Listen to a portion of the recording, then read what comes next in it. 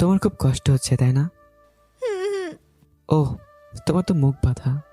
দাঁড়াও, খুলে দিচ্ছি। দেখো, পাগলিটা কেঁদে কেঁদে চোখের কি অবস্থা করেছে। আপনার কি সত্যি কষ্ট হচ্ছে এটা দেখে? মানে, তুমি কেন বুঝতে পারো না আমার ভালোবাসা? ভালোবাসেন তাই না? হুম, অনেক বেশি।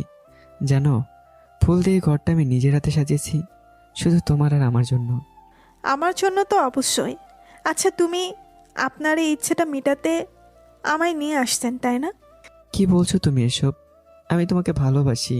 যদি অন্য কোনো ইচ্ছে থাকতো তাহলে কবে ইচ্ছেটা পূরণ করে নিতাম। কিন্তু না, আমি তোমাকে সারা জীবনের জন্য চাই। তাহলে এখন কেন এই ইচ্ছে? এখন তুমি আমার বউ আর আমি তোমার স্বামী। আমার সব কিছুতে তোমার অধিকার আছে, ঠিক তেমনি তোমার সব কিছুতে আমার অধিকার আছে। আপনি আমাকে কখনোই ভালোবাসেননি, শুধু ভোগ করতে চাইছেন। কি বললে তুমি? আপনি আমাকে ভোগ করতে চাইছেন। আবার বলো তো। হ্যাঁ, আপনি আমাকে ভোগ করতে চাইছেন।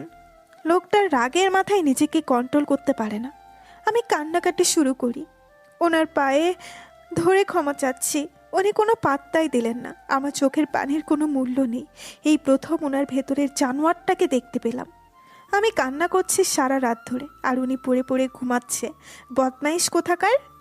সকাল 8টা বাজে। লোকটা ঘুম থেকে উঠে দেখে আমি কান্না করছি। নীলা, চুপ করো। আর কত? আল্লাহ, এই মেয়ের চোখের পানি কবে শেষ হবে আর আমার কবে শান্তি হবে?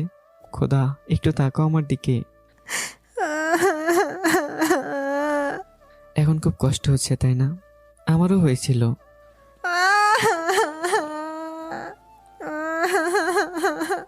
উফ, এই বউ, রান্না করতে যাও।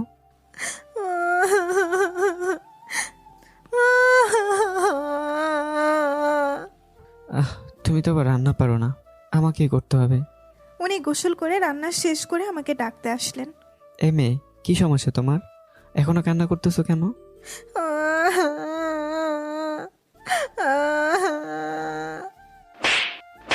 আমি একদম চুপ হয়ে অবাকের মতো তাকিয়ে রইলাম। আমাকে টানতে টানতে বাথরুমে নিয়ে গেল। চলো, তোমাকে গোসল করে দেব। কি? হ্যাঁ। লুচ্চার সব দেখার ধান্দা তাই না? মনে করছেন কিচ্ছু বুঝি না তাই না? কিছু দেখার কি বাকি আছে নাকি? সব দেখে নিছি কালকেই। কুত্তা, বের হ। আমি একা গোসল করতে পারবো। আচ্ছা, করো। গোসল তো করলাম, কিন্তু এখন পরবো কি? উফ। এই, বলো। আমি কি পরবো? এই নাও, শাড়িটা পরে নাও। কি? শাড়ি? কিন্তু আমি তো শাড়ি পরতে পারি না। আমি এসে পরিয়ে দিই। এই না না, আমি পরে নিব। কোনো রকম শাড়িটা পেঁচিয়ে পরে বের হলাম। পূর্ণ তাকিয়ে আছে অবাক দৃষ্টিতে, আর মিটমিট করে হাসছে। আমি মুখ ফুলিয়ে বসে আছি। হঠাৎ আয়নার চোখ পড়ল। হ্যাঁ, আজ সত্যি আমাকে বউ বউ লাগছে। নিজেকে তো বউ বউ লাগছে, কিন্তু জামাই তো আস্ত একটা জানোয়ার। ওহো, জামাই বললে ভুল হবে। জানোয়ারটা একজন ধর্ষক। না জানি কত মেয়ের সাথে এমন আচরণ করছে, কত মেয়ের জীবন নষ্ট করছে। উফ, ভাবতেই গা শিউড়ে ওঠে। কিছু বললেই যেভাবে থাপড়ায়, মনে হয় আগে মানুষের বাড়ি বাড়ি ঢোল বাজাতো। আজব মানুষ, ঢোল আর মানুষের তফাৎ বোঝে না। আর যাই হোক, এর সাথে আর একদিনও থাকা যাবে না। পালাতে হবে যেইভাবেই হোক। মানুষ চেষ্টা করলে সবই পারে, সফল হতে না পারলে সেটা অন্য ব্যাপার। একটা প্ল্যান কর নীলা, নয়তো এই শৈতানটার মায়ের খেতে খেতে জীবন শেষ করবি। শৈতানটা গেল কই দেখতে হবে। না, বাড়িতে তো নেই। আসলেই প্ল্যান অনুযায়ী কাজ করতে হবে। শৈতান আসার অপেক্ষা করি। গালে হাত দিয়ে বসে আছি। বড়রা বলতো গালে হাত দিলে জামাই মরে যায়, তাই আমি সেই চিন্তায় আছি যদি কাজে দেয়। প্রায় 40-50 মিনিট পর আসলো সে। যা করার এখনই করতে হবে। ও আম্মা গো! আরে সোনা, আম্মু বাসায়। এত তাড়াহুড়ো করলে কি চলে? ওদের না হয় কয়েকদিন পর জানাবো বিয়ের কথাটা। আরে আমি কি আপনার আম্মুকে ডাকছি নাকি? আমার শরীর খারাপ লাগছে, তাই কষ্টে আম্মাকে ডাকছি। উফ, তা কেমন খারাপ শুনি? আমার মাথা ঘুরছে আর বমি বমি লাগছে, হাঁটতেই পারছি না। বাহ, একদিন আমি বাবা হতে চললাম। বলতে হবে মাইরি, আমার পাওয়ার আছে। কে বাবা হবে? কিসের বাবা হবে? আমি বাবা হব তোমার বাচ্চার। বেশ আনন্দ লাগছে আমার। দাঁড়াও, মিষ্টি নিয়ে আসছি। আরে থামেন তো, আমার আবার কিসের বাচ্চা? মানুষের। ধুর, কিসব বাজে বাজে কথা বলছেন। আরে আজে বাজে না, এসব প্রেগনেন্সির লক্ষণ। আচ্ছা আচ্ছা, তাহলে তো আমাদের শিওর হওয়ার জন্য ডাক্তারের কাছে যেতে হয়, তাই না? তা তো অবশ্যই, কিন্তু তুমি তো হাঁটতেই পারছো না, কিভাবে যাবে? আমরা তো হেঁটে যাব না, গাড়ি করে যাব। হ্যাঁ, তা তো অবশ্য ঠিক বলেছো। আচ্ছা, বিকেলে তৈরি থেকো, ডাক্তারের কাছে নিয়ে যাব। আচ্ছা। বলদ, এত তাড়াতাড়ি কেউ প্রেগনেন্ট হয় না, এটাও জানে না। বিকেল 4টায় লোকটা আমাকে নিতে আসছে। তুমি রেডি? হ্যাঁ চলেন। আরে আরে, তুমি হেঁটে কোথায় যাও? কেন, নিচে যাচ্ছি। তোমাকে কোথাও যেতে হবে না। মানে? চলো। বোকা মেয়ে, হাঁটতে পারে না আবার হাঁটতে আসছে। আমি আছি কিসের জন্য, হ্যাঁ? বলেই আমাকে কোলে তুলে নিল, কোলে করেই গাড়িতে নিয়ে বসালো। রওনা দিলাম। লোকটা আগে থেকেই আমাকে বলে রেখেছে আমি যেন রাস্তায় চিল্লাচিল্লি না করি, করলে আমাকে পাবনার রুগী বানিয়ে দিবে, মানে পাগল। আমিও ভালো মেয়ের মতো চুপচাপ বসে আছি। সুযোগ বুঝে কূপ দিতে হবে। আমি মনের সুখে গান গাইছি। শৈতানটা আর চোখে তাকাই আমার দিকে। যেতে যেতে দেখলাম বেশ খানিকটা দূরে একটা ফুচকাওয়ালা। শৈতানটা জানে ফুচকা আমার খুব পছন্দ, তাই সে গাড়ি থামালো আর বলল আমি যেন গাড়ি থেকে নামার দুঃসাহস না করি। আমিও ভালো মেয়ের মতো মাথা দুলিয়ে হ্যাঁ বললাম। শৈতানটা তো আর জানে না আমার মাথায় কি চলে। সে চলে যাচ্ছে ফুচকা আনতে। গাড়ির নখ খোলা, এই সুযোগ আমাকে পালাতে হবে। গাড়ি থেকে নেমে অন্য পাশ দিয়ে দিলাম দৌড়। শৈতানটা দেখতে পাইনি। দৌড়াতে দৌড়াতে মাগরিবের আজান শুনতে পাই। একটু দাঁড়ালাম। আমি কোথায় কিছুই বুঝতে পারছি না। উফ, বাসার কারো ফোন নাম্বার আছে মনেই আসছে না। টেনশনে সব খেয়ে ফেলছি।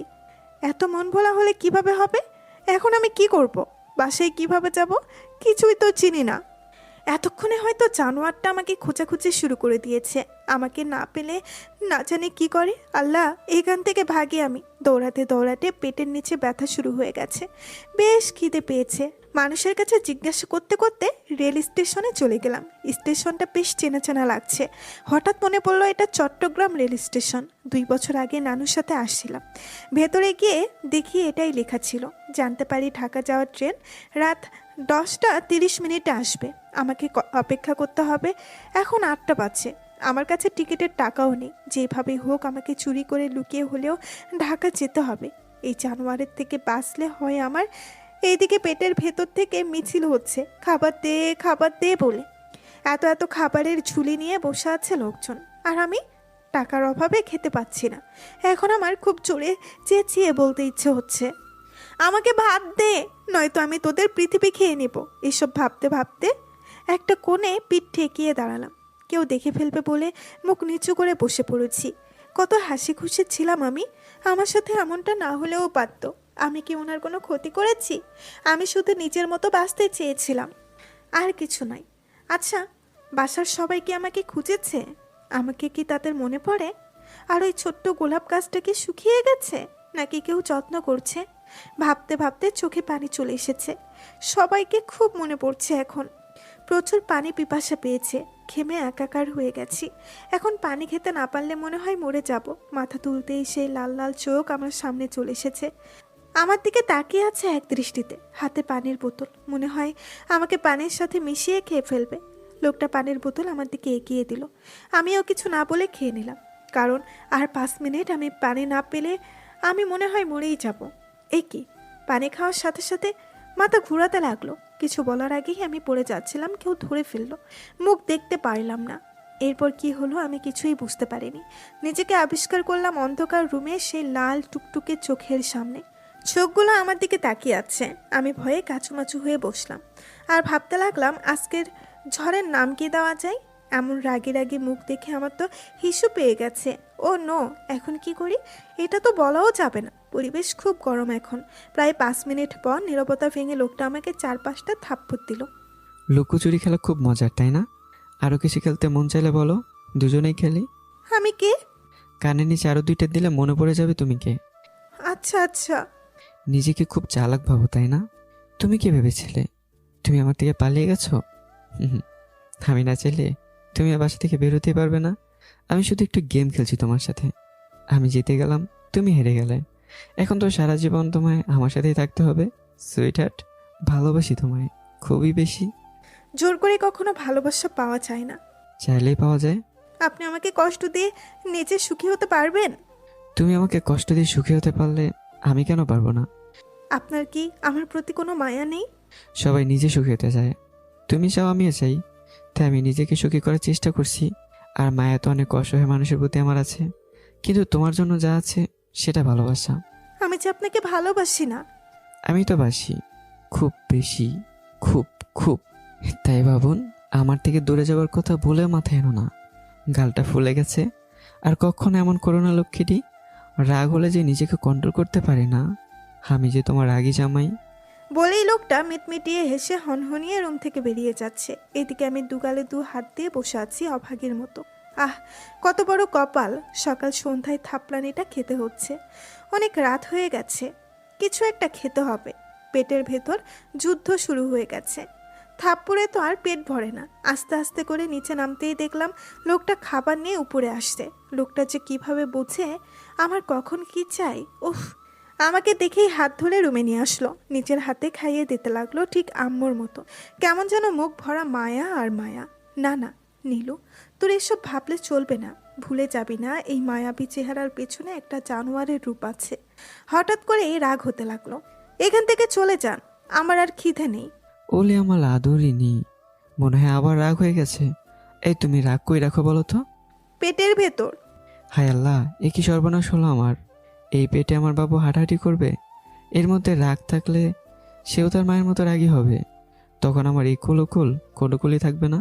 বাবুটি ঠিক আমার মতো হতে হবে, বুঝলে? যেন লোকজন দেখে বলে, বাপকা বেটা। কথাগুলো দাঁতে দাঁত চেপে শুনছি আমি।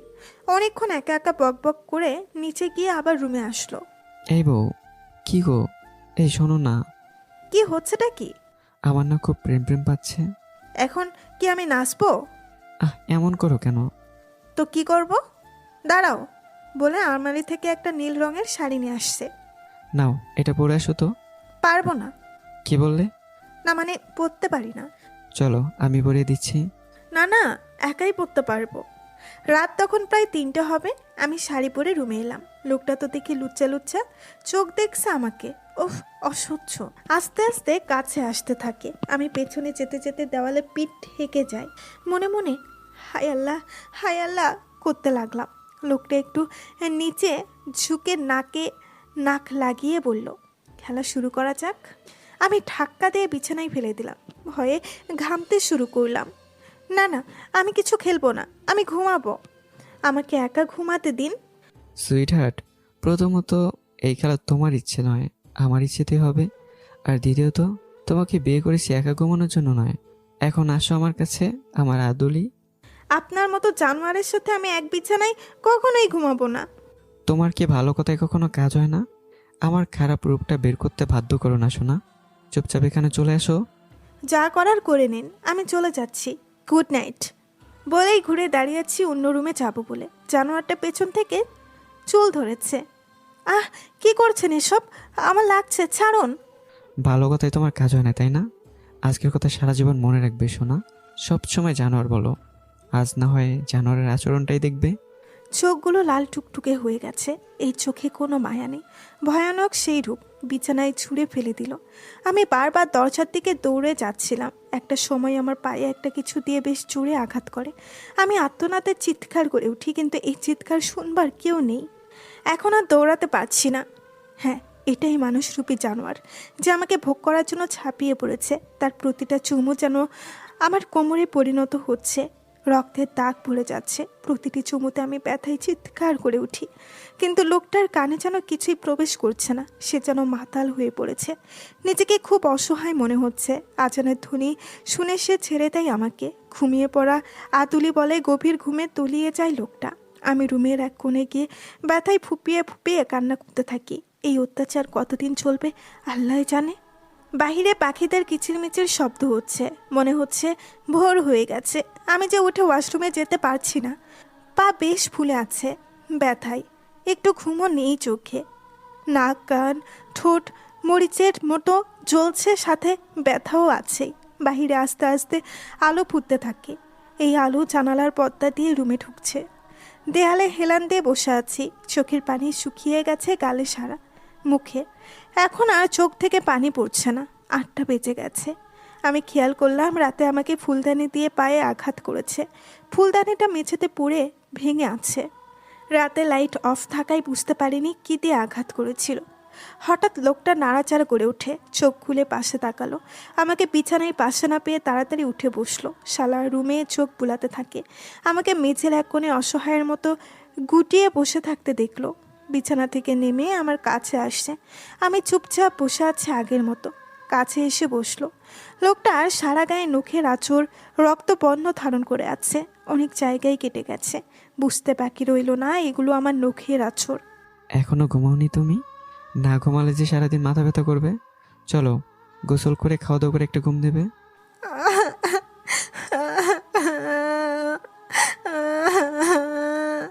বাবুটার কোথায় কষ্ট হচ্ছে আমাকে কি বলা যাবে? বাবুটা কান্না করলে আমার যে খুব কষ্ট হয়। উনি খেয়াল করলেন আমার পা ফুলে বালিশ শুয়ে আছে, মুখও ফুলে গেছে, ঠোঁট তো চেনাই যাচ্ছে না। করুণ দৃষ্টিতে তাকিয়ে বলল, কালকের জন্য সরি সোনা, তুমি আমার কাছ থেকে পালানোর চেষ্টা করো না প্লিজ। আমি সহ্য করতে পারি না, পাগল হয়ে যাই, মাথা ঠিক থাকে না, তখন কি করি না করি কিছুই ঠিক নেই। অনেক ভালোবাসি। এটা ভালোবাসা? এটা ভালোবাসা হলে ধর্ষণকে মানুষ কি বলবে? তোমার আমার সম্পর্ক স্বামী স্ত্রীর। তোমার সাথে আমার কিছু হলে সেটা পবিত্র, এটা দর্শন নয়। আমি শুধু তোমাকে সারা জীবন কাছে রাখবো বলে এইসব করছি। ভুল বুঝো না আমায়। তুমি প্রেগনেন্ট হয়ে যাও, এরপর থেকে আমি আর তোমার সাথে এমন আচরণ করব না। আমাদের একটা বাবু হয়ে গেলে তুমি আমাকে ছাড়তে পারবে না। বাবুর জন্য হলেও আমার সাথে থেকে যাবে। তোমার বাড়ির লোকজনও তোমাকে জোর করে নিতে পারবে না। আমি যে তোমায় কখনো হারাতে চাই না। তোমাকে সারা জীবন কাছে রাখতেই কষ্টগুলো দিচ্ছি বাবন। এক নিঃশ্বাসে যেন কথাগুলো বলে ফেললো লোকটা। আমি তাকিয়ে আছি তার শরীরের ক্ষতের দিকে। 2-3 মিনিট পর নীরবতা ভেঙে লোকটা আমাকে তুলে নিয়ে গেল গোসল করাতে। আয়নায় তাকালাম একবার। মুখ ফুলে যাওয়াই চেনাই যাচ্ছে না, কিন্তু লোকটার কোনো নজর নেই নিচের দিকে। যেন এইরকম রক্তাক্ত হবারই ছিল। লোকটা খুব যত্ন করে আমায় গোসল করিয়ে দিয়ে কোলে কোলে রুমে দিয়ে নিজেও করে নিল। তার চোখে এখন আর কোনো রাগ নেই। সেই মায়া, যেই মায়াবী চোখ তাকিয়ে হারিয়ে যেতে চাইবে সব মেয়ে। আমি রুমে বসে বসে চুল শুকাচ্ছি। হঠাৎ লোকটা একটা তোয়ালা পরে অন্য আরেকটি তোয়ালা দিয়ে চুল মুছতে মুছতে ওয়াশরুম থেকে বের হলো। এই প্রথম লোকটার দিকে তাকিয়ে ভালো করে দেখলাম। দেখতে তো বেশ আগের থেকেই হিরো। ভেজা চুলে নাকি মেয়েদের দারুণ লাগে। এখন তো দেখছি ছেলেদেরও কম কিউট লাগে না। ভাবতে ভাবতেই চোখ পড়লো লোকটার বুকের দিকে। লোমে ভরা ছিল। ইচ্ছে করছে গিয়ে একটা চিমটি কেটে দিই। আমি বারবার আর চোখে তাকাই লোকটার দিকে। সে এখনও ব্যাপারটা খেয়াল করেনি। আল্লাহ নীলু, তুই দেখে লুচু মেয়ে হয়ে গেছিস। ছি ছি, কি লজ্জা। আমি মনে মনে হাসতে থাকলাম। রাতের কথা আমার কিছুই মাথায় নেই। এখন কি ঘটছে আমি তো এই ভাবনাই মরি। কিছুক্ষণ পর আমার সামনে কোমরে হাত দিয়ে দাঁড়ালো লোকটা। আমি তো ভয়ে শেষ। না জানি আবার কি করলাম। ইয়া আল্লাহ, এইবারের মতো বাঁচিয়ে দিও। এই যে বিচ্ছি, এত বেলা হলো এখনো কি খিদে পায়নি আপনার? খিদে তো সেই কখনই পেয়েছে। ফ্রিজে তো খাবার রাখা ছিল। আমার পা। ও সরি সরি, দাঁড়াও আমি খাবার নিয়ে আসছি। না, আমি নিচে যাব। তোমার পা? পায়ে হেঁটে যাব কেন? কোলে করে নিয়ে যান। বাবা, আমার বউ তো আমার থেকে বেশি রোমান্টিক। কথাটা বলতেই আমি একটা ভেঙচি কেটে দিলাম। লোকটা আমাকে কোলে করে নিয়ে যাচ্ছে। আমি তার শরীরের গন্ধ নিচ্ছি। মানুষের গায়ে একটা আলাদা গন্ধ থাকে। আমি এটা উপভোগ করতে লাগলাম। আমাকে নিয়ে টেবিলের সামনে বসালো। অনেক খাবার সাজানো আছে টেবিলে। উনি নাকি নিজের হাতে আমার জন্য রান্না করেছেন। না, লোকটা অতটাও খারাপ না, শুধু রাগ হলে জানোয়ার হয়ে যায়। এটা ছাড়া সব ঠিক আছে। উনি নিজের হাতে খাইয়ে দিচ্ছেন আমাকে। আর ছোটোবেলার গল্প জুড়ে দিলেন। আমিও মন দিয়ে শুনছি আর ওনার ছোটোবেলার দুষ্টু দুষ্টু কাণ্ড শুনে দুইজন হাসতে হাসতে লুটুপুটি খাচ্ছি। লোকটাকে এখন পুরোপুরি বাচ্চা বাচ্চা লাগছে, যেন খুব নিষ্পাপ। নতুন নতুন ভালো লাগা তৈরি হচ্ছে, কিন্তু আমি বুঝতেই পারছিলাম না। খাওয়া দাওয়া শেষ করলাম। বাসায় কয়েকজন কাজের জন্য বয়স্ক মহিলা আছে। ওরা গ্রামের খুব মিশুক। ওদের সাথে গল্প করতে খুব ভালো লাগে আমার। লোকটার কি জানে একটা কাজ পড়ে যায়। আসতে নাকি সন্ধ্যা হবে। সবাইকে বলে যায় আমার খেয়াল রাখতে। আমি সারা দিন বাড়িটা ভালো করে দেখলাম। বেশ বড় সড়ো একটা বাড়ি। এটা নাকি আমার শ্বশুর আমার জন্য বানিয়ে দিয়েছেন। লোকটা তার আগের মতো নেই। আগে বখাটে ছিল, দেখলেই মনে হতো লোকটার কি বাড়ি ঘর নেই, এভাবেই রাস্তায় রাস্তায় ঘুরে বেড়ায়। এখন চাকরি করে, নিজেকে গুছিয়ে নিয়েছে, বেশ তো। সন্ধ্যা 7টার দিকে তিনি বাড়ি ফিরলেন। আমি বসে বসে পা নাচিয়ে ওই আন্টিদের সাথে টিভি দেখছি। আমাকে দেখে মনেই হচ্ছে না কেউ আমাকে এখানে আটকে রেখেছে। ওনার হাতে বড় বড় দুইটা ট্যাডি, সাথে অনেকগুলো চকলেট আর আইসক্রিম। এগুলো দেখে আমার মুখে হাসি ফুটে, কিন্তু কাউকে বুঝতে দিইনি। একটা আইসক্রিম আর কতগুলো চকলেট আমার কাছে রেখে বাকিগুলো ফ্রিজে রেখে দিলাম। একসাথে ডিনার করে ওনার আগে চুপচাপ রুমে চলে গেলাম শুতে। আমি চোখ বন্ধ করে আছি যেন উনি বুঝতে পারে আমি ঘুমিয়ে গেছি। কিছুক্ষণ পর তিনি এসে পাশে বসে আমার মাথায় হাত বুলিয়ে কপালে একটা চুমু দিয়ে একবার বলল, খুব ভালোবাসি বউটাকে। কিন্তু বউটা কেন যে বোঝে না। এমন বাচ্চা বাচ্চা বউ নিয়ে পড়েছি বিপদে। হে আল্লাহ, রক্ষা করো। তারপর একপাশে ঘুমিয়ে পড়েছে। আমিও মিটিমিটি হাসছি। অনেক কিছু ভাবতে ভাবতে কখন যে ঘুমিয়ে পড়লাম নিজেও জানি না। সূর্যের আলো চোখে পড়তেই ঘুম ভাঙলো। পাশে তাকিয়ে দেখলাম লোকটা নেই, হয়তো উঠে গেছে আমার আগে। সকালটা বেশ মিষ্টি মিষ্টি লাগছে, হালকা শীত পড়েছে, তাই অনেক বেলা হয়েও কুয়াশার চাদরে ঢেকে থাকে সব। এমন সময় গরম গরম কফি হলে বেশ হতো। কথাটা ভাবতেই লোকটা কফি নিয়ে হাজির। Good morning sweetheart. হুম।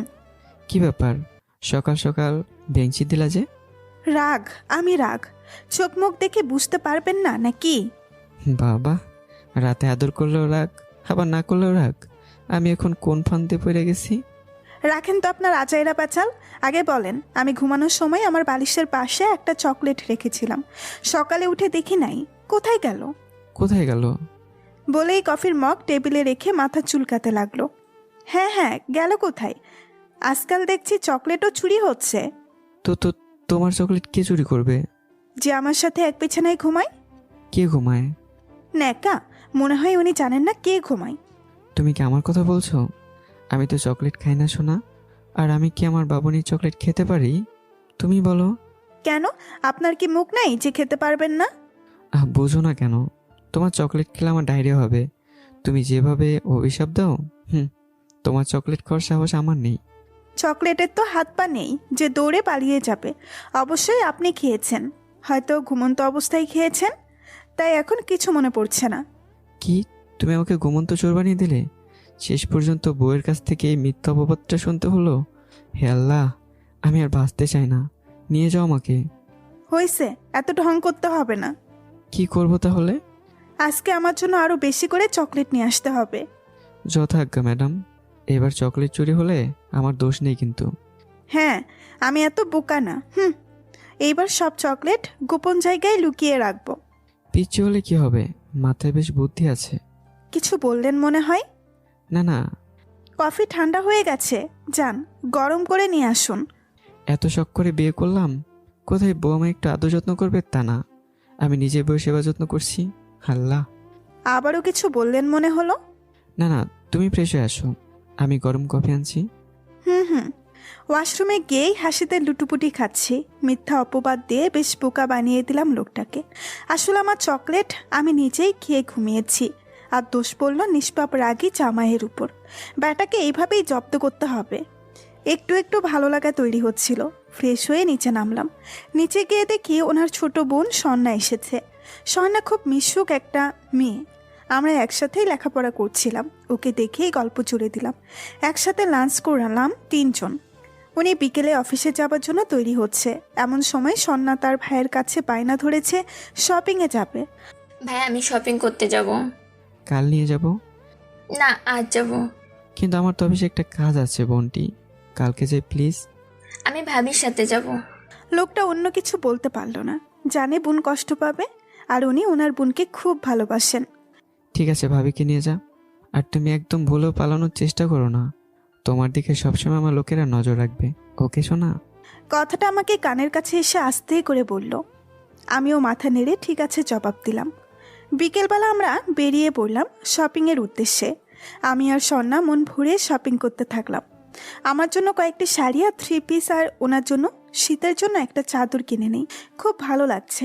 শপিং মল থেকে বেরিয়ে গাড়িতে উঠতে যাব এমন সময় শাওনের সাথে দেখা। একসাথে এক স্কুলে লেখাপড়া করতাম আমরা, বেস্ট ফ্রেন্ড ছিলাম। কলেজে উঠে আলাদা হয়ে যাই। অনেক দিন পর দেখা, দেখতে পেয়েই জড়িয়ে ধরল। এটা শুধুমাত্র একজন বন্ধুর মতো, যার মধ্যে অন্য কিছু ভাবতে পারিনি আমি। ওর সাথে প্রায় 1 ঘন্টা কফি শপে কথা বললাম, সাথে স্বর্ণাও ছিল। সেই ছোটবেলার পুরনো দুষ্টুমির কথা জুড়ে দিলাম আমরা 3 জন। আমরা 6টার দিকে বাসায় পৌঁছাই। বাসায় গিয়েই সবাইকে আমাদের শপিং দেখালাম। ঠিক 7টার সময় উনি বাসায় পৌঁছালেন। আমি আর সন্ধ্যা টিভি দেখছি। উনি আমাদের দিকে তাকালেন না, সোজা উপরে নিজের রুমে চলে গেলেন। সেটা নিয়ে অতটা মাথা ঘামাইনি আমি। 10টা 30 বাজে। আমি আর সন্ধ্যা সিরিয়াল দেখছি। উপর থেকে একবার জোরে চেঁচিয়ে বলল লোকটা। নীলা, রুমে এসো তো। আমি এই কথায় কোনো পাত্তা না দিয়ে নিজের মতো টিভি দেখতে চলেছি। 30-35 মিনিট পর লোকটা নিচে নেমে আমার সামনে এসে দাঁড়ালো। চোখ মুখ রাগে লাল হয়ে আছে। আমি এই রাগের কারণ খুঁজে পেলাম না। আমার ঠোঁট কাঁপছে। কাঁপা কাঁপা ঠোঁটে পড়লাম। আমি এখন উপরে যেতাম। কথা বলে শেষও করতে পারলাম না। ঠাস ঠাস করে 2 গালে 2টা থাপ্পড় দিল। সন্ধ্যা ভয়ে কাঁপছে। ওকে ধমক দিয়ে রুমে পাঠিয়ে দিল লোকটা। আমার চোখে পানি টলমল করছে। কিছু না বলেই আমার চুল টেনে ধরলো। একবার একটা কথা বললে সাথে সাথে সেটা তোকে করতে হবে। ভালো করে মাথায় ঢুকিয়ে নে কথাটা। আমি চুপ, কারণ আমি এই রাগের কারণ বুঝতে পারছি না। লোকটা আমার চুলের মুঠে ধরে টেনে সিঁড়িতে উপরে নিয়ে গেল। আমার কাছে তুই সুখে না? আগে বললেই পারতি। তোর গায়ে অনেক জ্বালা, আমি না হয় মিটিয়ে দিতাম। আমি তো পরপুরুষ না, তুই ভালো করেই জানিস। আমার মাথায় কিছুই ঢুকছিল না। তোর শপিং তো 5টার সময় শেষ হয়ে গেছে, তাহলে বাড়িতে 6টায় ফিরলে কেন? কোনো উত্তর নেই। আজকাল ছেলেদের সাথে জড়াজড়ি করতেও তোর মন চায়। কিরে, পরপুরুষের সাথে করতে পারলে নিজের স্বামীর সাথে পারবি না কেন? অন্যের বিছানায় শুতে পারলে আমার বিছানায় শুতে সমস্যা কেন তোর? আমার মুখে কোনো কথা আসছে না। মানুষের ভাবনা এত নিচ কিভাবে হতে পারে? এত খারাপ চিন্তা ভাবনা। এই লোকটা কিভাবে আমাকে ভালোবাসতে পারে? সকালে এক রূপ, রাতে আরেক রূপ। ঘন্টায় ঘন্টায় রূপ পরিবর্তন। মাথাটা ঘুরছে। চুপ কেন তুই? কিছু বল। আমার চোখ পানিতে ভরে গেছে, শুধু ঝরার অপেক্ষা। তোকে যে কি করতে ইচ্ছে করছে আমার, এই আমার কি নেই যা ওই ছেলের মধ্যে আছে বল। টেনে শাড়িটা খুলে ফেললেন। তোর কোথায় কোথায় হাত দিয়েছে তোর ওই প্রেমিক? এখানে, এখানে, ওখানে। হাত দিয়ে দেখাচ্ছে আর চিল্লাচ্ছে। তুই তো অপবিত্র হয়ে গেছিস, তোকে এখন পবিত্র করতে হবে।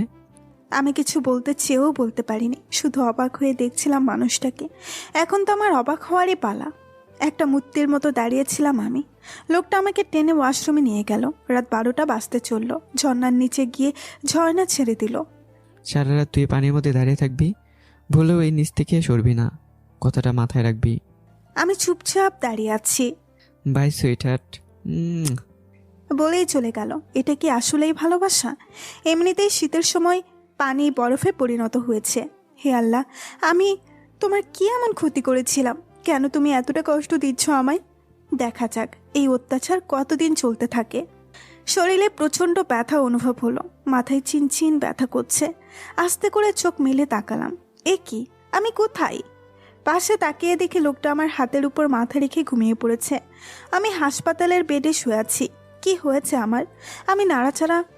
লোকটা বুঝে যায়। তাড়াতাড়ি ঘুম থেকে উঠে বসি। চোখ দুটো লাল হয়ে আছে। মনে হয় ঘুমাইনি সারা রাত। এখন কেমন লাগছে তোমার? ভালো। কিন্তু আমার কি হয়েছিল? সকাল উঠে দেখি তুমি জ্ঞান হারিয়ে ফ্লোরে পড়ে আছো। রাতের জন্য আমি অনেক সরি। আর কখন এমন হবে না শোনা, আমার ভুল হয়ে গেছে। আমি তো বাজে মেয়ে, তাই এমন ব্যবহার পেতে হয়। এতে আপনার তো কোনো দোষ নেই। এমন বলো না লক্ষ্মীটি, তুমি খুব ভালো, খুব মিষ্টি, আমার আদরের বউ। হ্যাঁ, খুবই আদরের, খুব ভালো জানি আমি। আচ্ছা, তোমার জন্য একটা সারপ্রাইজ আছে। কি সারপ্রাইজ? বাসায় ফিরলেই দেখতে পারবে। আমি এখনই বাসায় যাব। কি ব্যাপার, আগে আমার কাছ থেকে পালাতে চাইতে আর এখন আমার কাছে তাড়াতাড়ি আসতে চাইছো? ভালোবাসা হয়ে গেছে মনে হয় বাবুটা। আমাকে একটু একা থাকতে দিন প্লিজ। আচ্ছা, তুমি রেস্ট নাও, আমি ডাক্তারের সাথে কথা বলে আসছি। বলেই চলে গেল। কিছু একটা ভাবতে লাগলাম, এমন সময় সন্ধ্যার আগমন। তোমার তো ভাগ্য খুব ভালো ভাবি, আমার ভাইয়ে বউ পাগলা হয়ে গেছে। মানে? তোমার তো 2 দিন কোনো জ্ঞান ছিল না। এই 2 দিন ধরে ভাইয়া কিছু খেলো না, একটু ঘুমায়নি, শুধু নিজের পাশে বসেছিল। কখন তোমার জ্ঞান ফিরে এই আশায়। ভাইয়া আমার প্রেম পাগল হয়ে গেছে। বলেই মিটিমিটি হাসছে স্বর্ণা। ভাবি, বলো। পাশের কেবিনে কে ভর্তি আছে জানো? কে? শাওন।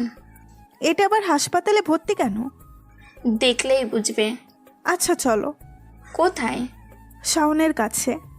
তোমার শরীর এখন কেমন? হাঁটতে পারবে তো? হ্যাঁ, এখন তো বেশ ভালো লাগছে, হাঁটতে পারবো, চলো। আস্তে আস্তে করে বাসের কেবিনে গেলাম। এ কি, শাওনের এই অবস্থা কিভাবে হলো? একটা পা উপরে ঝোলানো, সারা পায়ে ব্যান্ডেজ। আমি গিয়ে পাশে বসতেই শাওন চোখ খুলল।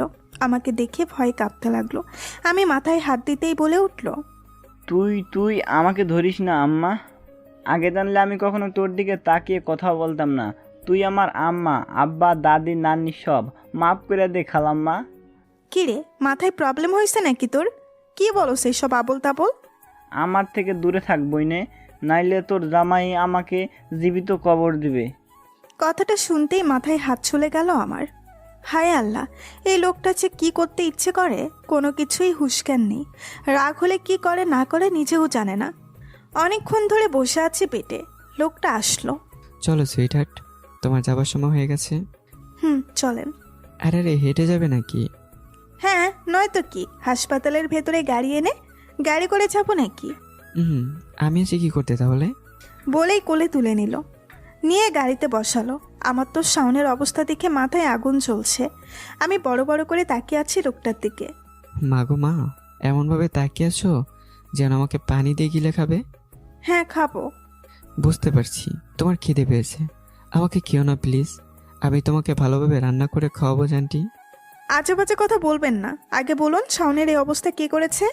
তোমার স্বামী। আচ্ছা, আপনি এটা কেন করলেন? আল্লাহ, তুমি মেনে নিয়েছো আমি তোমার স্বামী? না, মানি না, আর কখনো মানবও না। আগে বলুন আমার স্বামী এটা কেন করলো? তোমার স্বামী এটা মানতে পারোনি। কোনটা? ওই যে তার মিষ্টি বউটাকে কেউ জড়িয়ে ধরবে এটা। শাওন আমার বেস্ট ফ্রেন্ড। ফ্রেন্ড বলে ঘষাঘষি করতে হবে? দূর থেকে কথা বললে হয় না? ওর ভাগ্য ভালো বলে হালকা মেরে আবার হাসপাতালে ভর্তি করে এসেছি। দ্বিতীয়বার এমন করলে মেরে ফেলবো। আমার বউকে স্পর্শ করা, হ্যাঁ? ভালো করে মজা বুঝিয়ে দেবো। ভালো করে বুঝিয়ে বললেই হতো। অত শত বোঝাতে পারি না আমি। হ্যাঁ, শুধু মারামারি করতে পারেন। হ্যাঁ, তা বেশ ভালো পারি। ফাঁক দিয়ে পড়েছি আমি বিপদে।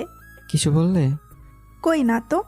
আর ভালো করে শুনে রাখো তুমি, তোমার ভাই, আব্বু, কাছের আত্মীয় স্বজনরা ছাড়া কেউ যেন তোমাকে জড়িয়ে ধরতে না পারে। ধরলে খুব খারাপ অবস্থা হবে। কার? তোমার, আর যে ধরবে তার। তোমাকে ধরবো আমি, ভালোবাসবো আমি, আদর করবো আমি, মাঝে মাঝে রাগ দেখাবো আমি, অন্য কেউ না। বেঞ্চি দিলা কেন? আমার ইচ্ছে। যা হবে সব আমার ইচ্ছেতে। তোমার ইচ্ছেতে কিচ্ছু হবে না। তাই? হ্যাঁ, তুমি এখন আমার কাছে আছো কারণ এটা আমার ইচ্ছে। যদি আমাকে চুরি করে নেয় কেউ? পারবে না, তোমাকে কেউ নিতে পারবে না আমার থেকে। তুমি যে আমার নিঃশ্বাস, তোমায় ছাড়া বাঁচি কি করে বলো? খুব ভালোবাসেন? ভালোবাসি কিনা জানি না, কিন্তু তোমাকে আমার প্রয়োজন, খুব প্রয়োজন। ঠিক অক্সিজেনের মতো। তুমি ছাড়া আমি অচল। তুমি নেই আমি নেই, তুমি আছো আমিও আছি। নীরব হয়ে দেখছি, এই চোখে শুধু আমার জন্য ভালোবাসা নয়, আমাকে হারানোর ভয়ও আছে। আমাকে অন্য কারো কাছে দেখলে তার রাগ হয় খুব। এটাই হয়তো ভালোবাসা। আমাকে অন্য কারো হতে দিতে চায় না সে। আমি কি শুধুই তার? এই এই এই বলুন। তুমি আমাকে ভালোবাসতে পারো না কেন? আমার দোষটা কোথায়? আমাকে জোর করে আটকিয়ে বিয়ে করেছেন, আবার দোষ খুঁজছেন আপনি? অন্য ছেলে হলে রেপ করে ছেড়ে দিত।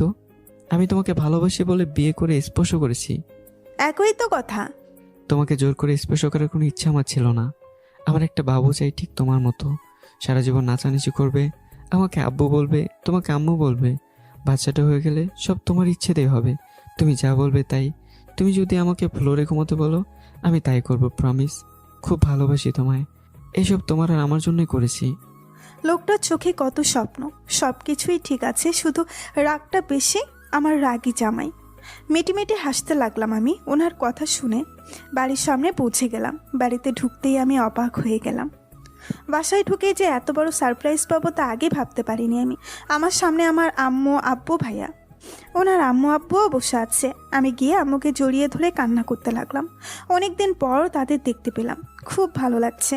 আম্মু আমার চোখ মুছে দিচ্ছে। আমাদের তো আগে বলতে পারতি রে মা, আমরা সব মেনে নিতাম। মানে কি? তুই পূর্ণকে ভালোবাসিস, আমাদের আগে বললেই হতো। এইভাবে না পালিয়ে আমাদের বললে আমরা সুন্দরভাবে আয়োজন করে তোদের বিয়ে দিতাম। আমার মাথার উপর দিয়ে যাচ্ছে সব। কী সব বলছে এরা? আমি কিছু বলতে যাব এমন সময় লোকটা আমাকে টেনে উপরে নিয়ে চলে আসলো। কি ব্যাপার, আমাকে জোর করে নিয়ে আসলেন কেন? ওদের কথা ভালো করে বুঝতেও পারলাম না। যাই, আমি শুনে আসি কি হয়েছে। ছাড়ুন আমাকে। কোথাও যেতে হবে না।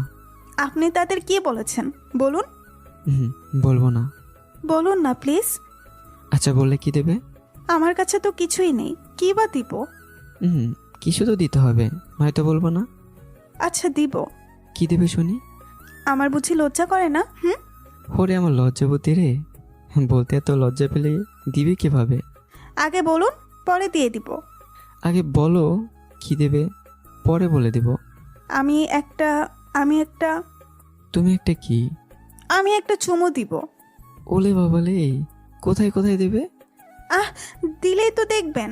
এখন বলুন কি বলছেন ওদের? বলেছি কি? বলেছি আমরা দুজন 4 বছর ধরে প্রেম করেছি, বাসায় কেউ হয়তো মেনে নেবে না, সেই ভেবে ওদের না বলে পালিয়েছি। কি? হ্যাঁ। কুত্তা বিলাই শয়তান। লোকটা হাসি শুরু করেছে। আমি রাগে ওনার চুল ধরে টানছি। প্রায় 5 মিনিট ওনার চুল টেনে ছিঁড়েছি। আরে থামো থামো। না, থামবো না। আপনি এত বড় মিথ্যা বললেন, মিথ্যুক একটা। কিসের মিথ্যা? বিয়ের আগে প্রেম না করলেও বিয়ের পর তো করছি এখন।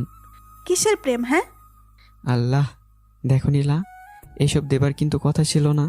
যা দেবার কথা ছিল ওটা দাও। দিব না। দিবা না? হুম। দিবে না তো? না না না। বুঝেছি, আমারটা আমাকে জোর করে আদায় করে নিতে হবে। ভালোই হলো, আমি নিজে আদায় করে নিলে অন্য কিছু নিতে পারবো। অন্য কিছু কি? ওই যে বাসরাতের কথা মনে আছে? আমার তো লজ্জা লাগছে এক্ষুনি। না। কি না? কাছে আসো শোনা। আমি দিয়ে দিচ্ছি, আপনাকে নিয়ে নিতে হবে না। এখন যে আমার অন্য কিছু পেতে ইচ্ছে করছে। কি? বুঝে নাও শোনা। বলেই ওনার নাকটা আমার নাকের কাছে নিয়ে আসে। আমি তাড়াতাড়ি করে ওনার কপালে একটা চুমু দিয়ে দৌড়ে পালিয়ে নিচে চলে আসলাম। নীলা, একদম দৌড়াবে না। তোর চাইলাম কি আর পাইলাম কি? কপালে না দিয়ে ঠোঁটে তো দিতে পারতো। আহা, এই কষ্ট যে কই রাখি। নিচে গিয়ে দেখি সবাই গল্প করছে। আমিও গিয়ে বসে পড়লাম। আমি তো আজকেই আমার বৌমাকে বাসায় নিয়ে যাব। সে না হয় নেবেন, আমাকেও কিন্তু কিছুদিনের জন্য আমার মেয়েকে দিতে হবে। হুম, বিয়ান এখন কিন্তু আপনার মেয়ে নয়, এখন এটা আমার মেয়ে। আমার মেয়ে খুব লাকি যে এমন স্বামী আর শ্বশুর শাশুড়ি পেয়েছে। আপনার মেয়েও কিন্তু কম মিষ্টি নয় বিয়ান। সবাই হাসাহাসি করছে, তাই আর আমি সত্যিটা বললাম না। সবাই যখন খুশি তাহলে এটা মেনে নেওয়াই ভালো। লোকটা তো খারাপ না, আমাকেও খুব ভালোবাসে। ওনার রাগ হবে এমন কিছু না করলেই হবে। তিনিও নিচে নামলেন। পূর্ণ, সব গুছিয়ে নে, আজই তোদের বাসায় নিয়ে যাব। কিন্তু আম্মা, আমার অফিস। কিছুদিনের জন্য ছুটি নে, কিছুদিন আমাদের সাথে থেকে কিছুদিন নীলাদের বাসায় থেকে চলে আসবি। মেয়েটার কথা ভাবা একবার, কতদিন ধরে নিজ বাড়িতে যেতে পারে না, হয়তো খুব কষ্ট হচ্ছে মেয়েটার। আচ্ছা, আমি অফিসে ফোন করে ছুটি নিয়ে নিচ্ছি। আমি তো বেশ খুশি, অনেক দিন পর বাড়ি যাব। উনি অফিস থেকে 7 দিনের ছুটি নিয়ে নিল। আমরা সবাই রাতে ডিনার করে বেরিয়ে পড়বো ঢাকার উদ্দেশ্যে। এখন সন্ধ্যা। আম্মু আর আমার শাশুড়ি মা বসে বসে টিভি দেখছে। আমি রুমে বসে বসে পা নাচাচ্ছি। এমন সময় রুমে লোকটার আগমন। এই যে ম্যাডাম, খুশিতে যে পা দুলাচ্ছেন, সব ব্যাগে কে গোছাবে? হ্যাঁ কেন? সব তো আপনিই গুছিয়ে নেবেন। হ্যাঁ, পাইছি তো বিনা পয়সার একটা চাকর। কাজ করাও কিন্তু কোনো বকশিসই দাও না। বইয়ের কাজ করে দিলে চাকর হয়ে যায় বুঝি? বইয়ের কাজ করলে চাকর হয় না, শালির কাজ করলে হয়। তুমি তো আমার শালি, তাই না? কেন দাও আমায় গালি? আল্লাহ, আমাকে একটা শালি দিতে পারতে। শালিটা দুলাভের কষ্ট বুঝতো, মাঝে মধ্যে আদর ভালোবাসা দিয়ে ভরিয়ে দিত। আমিও শালিকে চোখে চোখে রাখতাম। লজ্জা কোথাকার! বইয়ের সেবা করতে পারে না, আবার শালি শালি করে মরে। শালি মানেই তো মনের অর্ধেক জায়গা তার। আহা, আপনার মন আমি টেনে ছিঁড়ে নেব, এরপর দেখবো কত মানুষের জায়গা হয় এতে। আচ্ছা, তোমার 2-3টা সুন্দর সুন্দর ছোট বোন থাকলে আমরা কত মজা করতাম, তাই না? কেন? আমি বুঝি সুন্দর নয়? আমাকে পছন্দ হয় না? হয় হয়, কিন্তু বউ আমার মনের কথা তো বুঝে না। হুম। হ্যাঁ, শুধু এটাই করতে পারবে, আর কিছুই পারবে না। তাতে আপনার কি? আমার বউ। বইয়ের জন্য তো এতটুকু কাজ করতেই পারেন আপনি। না, পারি না। কেমন জামাই রে বাবা! খুবই সহজ সরল জামাই, যেমনি নাচাবা তেমনি নাচবে। ঢং! রুমে এসে যেন দেখি সবকিছু ব্যাগে গোছানো। মহারানীর হুকুম তো মানতেই হবে। আমি আবার নাচতে নাচতে আমাদের পাশে গিয়ে বসলাম। আর যেন খুশির সীমা নেই আমার আর ওনার পরিবারও আমাদের দেখে খুব খুশি। উনি আমাদের দুজনের জিনিসপত্র ব্যাগে ভরে নিলেন, একটা লাল রঙের পাঞ্জাবি পরে নিলেন, আর আমি লাল শাড়ি। ওনাকে বেশ সুন্দর লাগছে, দুজনকে নতুন জামাই বউ লাগছে। আমরা সবাই তৈরি হয়ে বেরিয়ে পড়লাম। বাহিরের একটা রেস্টুরেন্টে ডিনার করে রওনা দিলাম ঢাকার উদ্দেশ্যে। ভোরে ঢাকায় পৌঁছে গেলাম। অনেক দিন পর নিজের এলাকায় খুব ভালো লাগছে। সব কিছু কত আপন। প্রথমে শ্বশুর বাড়ি নিয়ে গেল আমাদের। শ্বশুর শাশুড়ির আদর যত্নের কমতি নেই, ঠিক যেন নিজের মা বাবা। ওনাদের আদরে লোকটার খারাপ ব্যবহারগুলো ভুলেই গিয়েছিলাম। আমি ওনাদের মেয়ের মতো হবার চেষ্টা করে যাচ্ছি। আমি চাই না আমার জন্য তারা কষ্ট পাক। আমাকে পেয়ে যেন ওনাদের পরিবারটা পরিপূর্ণ হয়েছে। নিজের ছেলের থেকে বেশি আদরের হয়ে গেল বৌমা। ওখানে 3 দিন থেকে আমাদের বাড়িতে চলে আসলাম। বাড়ি এসে আমি নিজের মতো করে থাকলাম 3 দিন। এই 6 দিন লোকটার সাথে আমার বেশি কথা হয়নি। আমরা নিজেদের মতো ব্যস্ত ছিলাম। লোকটা এসেছিল কথা বলতে, কিন্তু আমি সুযোগ দেইনি। ওনার ছুটির সময় শেষ, আবার আমাদের চলে যেতে হবে। সবার কাছ থেকে বিদায় নিয়ে নিলাম। তারপর রাতের ট্রেনে রওনা দিলাম চট্টগ্রামের উদ্দেশ্যে। চুপচাপ বসেছিলাম, উনি এসে কথা বলতে থাকে আর আমাকে হাসাতে লাগলো। সারা রাত গল্প করতে করতে কখন যে ভোর হতে চলেছে আমরা কেউ বুঝতেই পারছিলাম না। গল্পে গল্পে ভালো লাগা বাড়তে থাকে। সকাল সকাল বাড়ি চলে আসলাম। সারা রাত ঘুম হয়নি, তাই ফ্রেশ হয়েই শুয়ে পড়লাম। লোকটা নিচে কি যেন কাজ করছিল। বিকেলে ঘুম ভাঙলো। চোখ খুলতেই দেখলাম আমি লোকটার বুকে মাথা রেখে হাতে হাত রেখে শুয়ে আছি। মন ভরে দেখতে থাকলাম লোকটাকে। আহা, কি মায়া! যেন সারা জীবন এই বুকে মাথা রেখে থাকতে চাই আমি। এমন সময় ওনার ঘুম ভাঙে। ঘুম ভাঙার সময় পেল না। লজ্জায় লাল হয়ে গেলাম আমি। ওনার চোখে আমার চোখ পড়তেই চোখ নামিয়ে নিলাম আমি। মাথা নিচু করে আছি আমি। আমার বউটা বুঝি লজ্জা পাচ্ছে? হুম। আচ্ছা, তাহলে এমন কিছু করতে হবে যেন বউটা লজ্জা পায়। ঢং। এখনো তো কিছুই করলাম না আন্টি। ছাড়ুন তো। ছাড়বো না। আমার কাজ আছে। আমাকে আদর করা ছাড়া অন্য কোনো কাজ নেই তোমার? এখন ছাড়ুন, পরে আদর করে দিব। সত্যি তো? হুম। হুম। তারপর এক দৃষ্টিতে তাকিয়ে আছে আমার দিকে। এই নজরে লুকিয়ে আছে আমার জন্য গভীর ভালোবাসা। আমি যেন হারিয়ে যাচ্ছি ওনার মাঝে। এমন দুষ্টু মিষ্টি খুনসুটি চলতে থাকে আমাদের মাঝে। আমি যেন লোকটাকে ভালোবেসে ফেলেছি। এখন আর উনি রাগ করে আগের মতো আচরণ করেন না। এখন ওনার বুকে মাথা না রাখলে আমার ঘুম হয় না। ওনার অফিস থেকে ফিরতে দেরি হলে কেমন যেন নিজেকে ফাঁকা ফাঁকা লাগে। এমনভাবে চলে যায় 2 মাস। হঠাৎ আমি অসুস্থ হয়ে পড়ি। উনি 3 দিনের জন্য দেশের বাইরে গেছেন। ওনাকে অসুস্থতার কথা জানায়নি এখনও। শুধু শুধু চিন্তা করবে, তাই না বলাই ভালো। ডাক্তার আসেন আমাকে দেখতে। ওনার কথা শুনে আমি অবাক হয়ে গেলাম। আমি প্রেগনেন্ট, তাই এমন খারাপ লাগছে? এখন একটু এমন লাগবেই। খুব খুশি লাগছে, আবার খারাপও লাগছিল। আজ উনি পাশে থাকলে খুশিতে কুলে নিয়ে নাচতো। খুব মিস করছি ওনাকে। আজ খুব একা একা হচ্ছে নিজেকে। ডাক্তার কিছু ঔষধ দিয়ে আর রেস্টে থাকতে বলেছেন। বেশি দৌড়ঝাঁপ করা নিষেধ। এসব বলে চলে গেলেন ডাক্তার। উনি এই খবরটা শুনে খুব খুশি হবে। উনি কালকেই দেশে ফিরবেন। খুশিতে নাচতে ইচ্ছে হচ্ছে আমার। এই দিনটার জন্য ওনার এত অপেক্ষা। এসব ভাবতে ভাবতে ঘুম আর আসছে না। ঘুম আজকে পালিয়ে বেড়াচ্ছে। কিভাবে ওনাকে বলবো? আমি কিভাবে বললে উনি সারপ্রাইজড হবে? এসব ভাবতে ভাবতে ভোর হলো। আজ আমি নিজের হাতে ওনাকে রান্না করে খাওয়াবো। সকাল থেকে সব কাজ শুরু করতে হবে। মনের খুশিতে রান্না শুরু করে দিলাম। বাড়ির সবাই অনেক বাধা দিলেও আমি মানিনি। রান্নাবান্না শেষ করে ওনার আনা নীল রঙের শাড়িটা আলমারি থেকে বের করে পরে নিলাম। চোখে কাজল, কপালে টিপ, ঠোঁটে হালকা লিপস্টিক। আহা, আমি যেন নিজের প্রেমে পড়ে যাবো আজ। সারা বাড়িতে রঙিন রঙিন মোমবাতি জ্বালিয়ে রেখেছি। বিকেল হয়ে গেছে। আজ সারাদিন উনি আমাকে একবারও ফোন করেননি। হয়তো কাজে খুব ব্যস্ত ছিল তাই। এটা নিয়ে আর ভাবলাম না। ওনার আসার সময় হয়ে গেছে। নিজেকে খুব খুশি মনে হচ্ছে আজ। আমাদের পরিবারটা পরিপূর্ণ হতে চলেছে। ভাবতে ভাবতেই একটা ফোন আসলো। উনি হয়তো ফোন করেছেন। দৌড়ে গিয়ে ফোন ধরি আমি। আপনি কি মিসেস নীলা চৌধুরী? জি। পূর্ণ চৌধুরী কি হয় আপনার? আমার স্বামী। কি হয়েছে? আর আপনি কে? আপনি তাড়াতাড়ি চট্টগ্রাম মেডিকেল হসপিটালে চলে আসুন। আমার স্বামীর কি হয়েছে? আপনি আসুন আগে। হ্যালো, আমার কথা শুনুন। কি হলো ওনার? বুকের ভেতর কেমন যেন লাগছে। দৌড়ে ছুটে গেলাম। যত সামনে এগোচ্ছি তত হার্টবিট বেড়ে যাচ্ছে। কিছু একটা হয়েছে ওনার। আমি কি ওনাকে হারিয়ে ফেলেছি? না না, এসব কি ভাবছি আমি? ওনার কিচ্ছু হবে না। হতে পারে না। ওনার কিছু হলে আমি কি নিয়ে বাঁচবো? ভাবতে ভাবতে ওনার কেবিনের সামনে চলে আসছি। কিছুক্ষণ পর ডাক্তার কেবিন থেকে বের হলেন। ডাক্তার, ডাক্তার, আমার স্বামীর কি হয়েছে? উনি এখানে কেন? দেখুন মিসেস নীলা, আপনার স্বামী রাস্তায় অ্যাক্সিডেন্ট হয়েছে সকালবেলা। রাস্তার কিছু লোক ওনাকে হাসপাতালে ভর্তি করিয়ে দেয়। ওনার মোবাইল থেকে আপনার নাম্বার পেয়ে আমরা আপনাকে ফোন করেছি। এখন কেমন আছে? বাসায় নিয়ে যেতে পারবো ওনাকে? নো, ওনার এখনও জ্ঞান ফিরেনি, মাথায় আঘাত পেয়েছে। কিছু সময় পার না হলে আমরা কিছুই বলতে পারছি না। আমি একবার আমার স্বামীর কাছে যেতে পারি প্লিজ? হ্যাঁ, কিন্তু কান্নাকাটি করবেন না, এতে পেশেন্টের সমস্যা হবে। ঠিক আছে বলেই চলে গেলাম ওনার কাছে। মুখে মাস্ক পরানো, অসহায়ের মতো পড়ে আছে। কিছুক্ষণে যেন শুকিয়ে গেছে লোকটা। আমার ভেতরটা মোচড় দিয়ে উঠল, চোখ বেয়ে পানি গড়িয়ে পড়ছে। আজ বুঝতে পারছি ভালোবাসা কেমন হয়। ওনার থেকে বেশি কষ্ট যেন আমার হচ্ছে। নিঃশ্বাসটা নিতে কষ্ট হচ্ছে আমার। পাশে বসে আস্তে করে হাতটা ধরলাম। আমার একা থাকতে খুব কষ্ট হয়, আপনি বাসায় চলেন না। একা ঘুমাতে ভয় করে আমার। খুব অভিমান করে আছেন আমার সাথে, তাই না?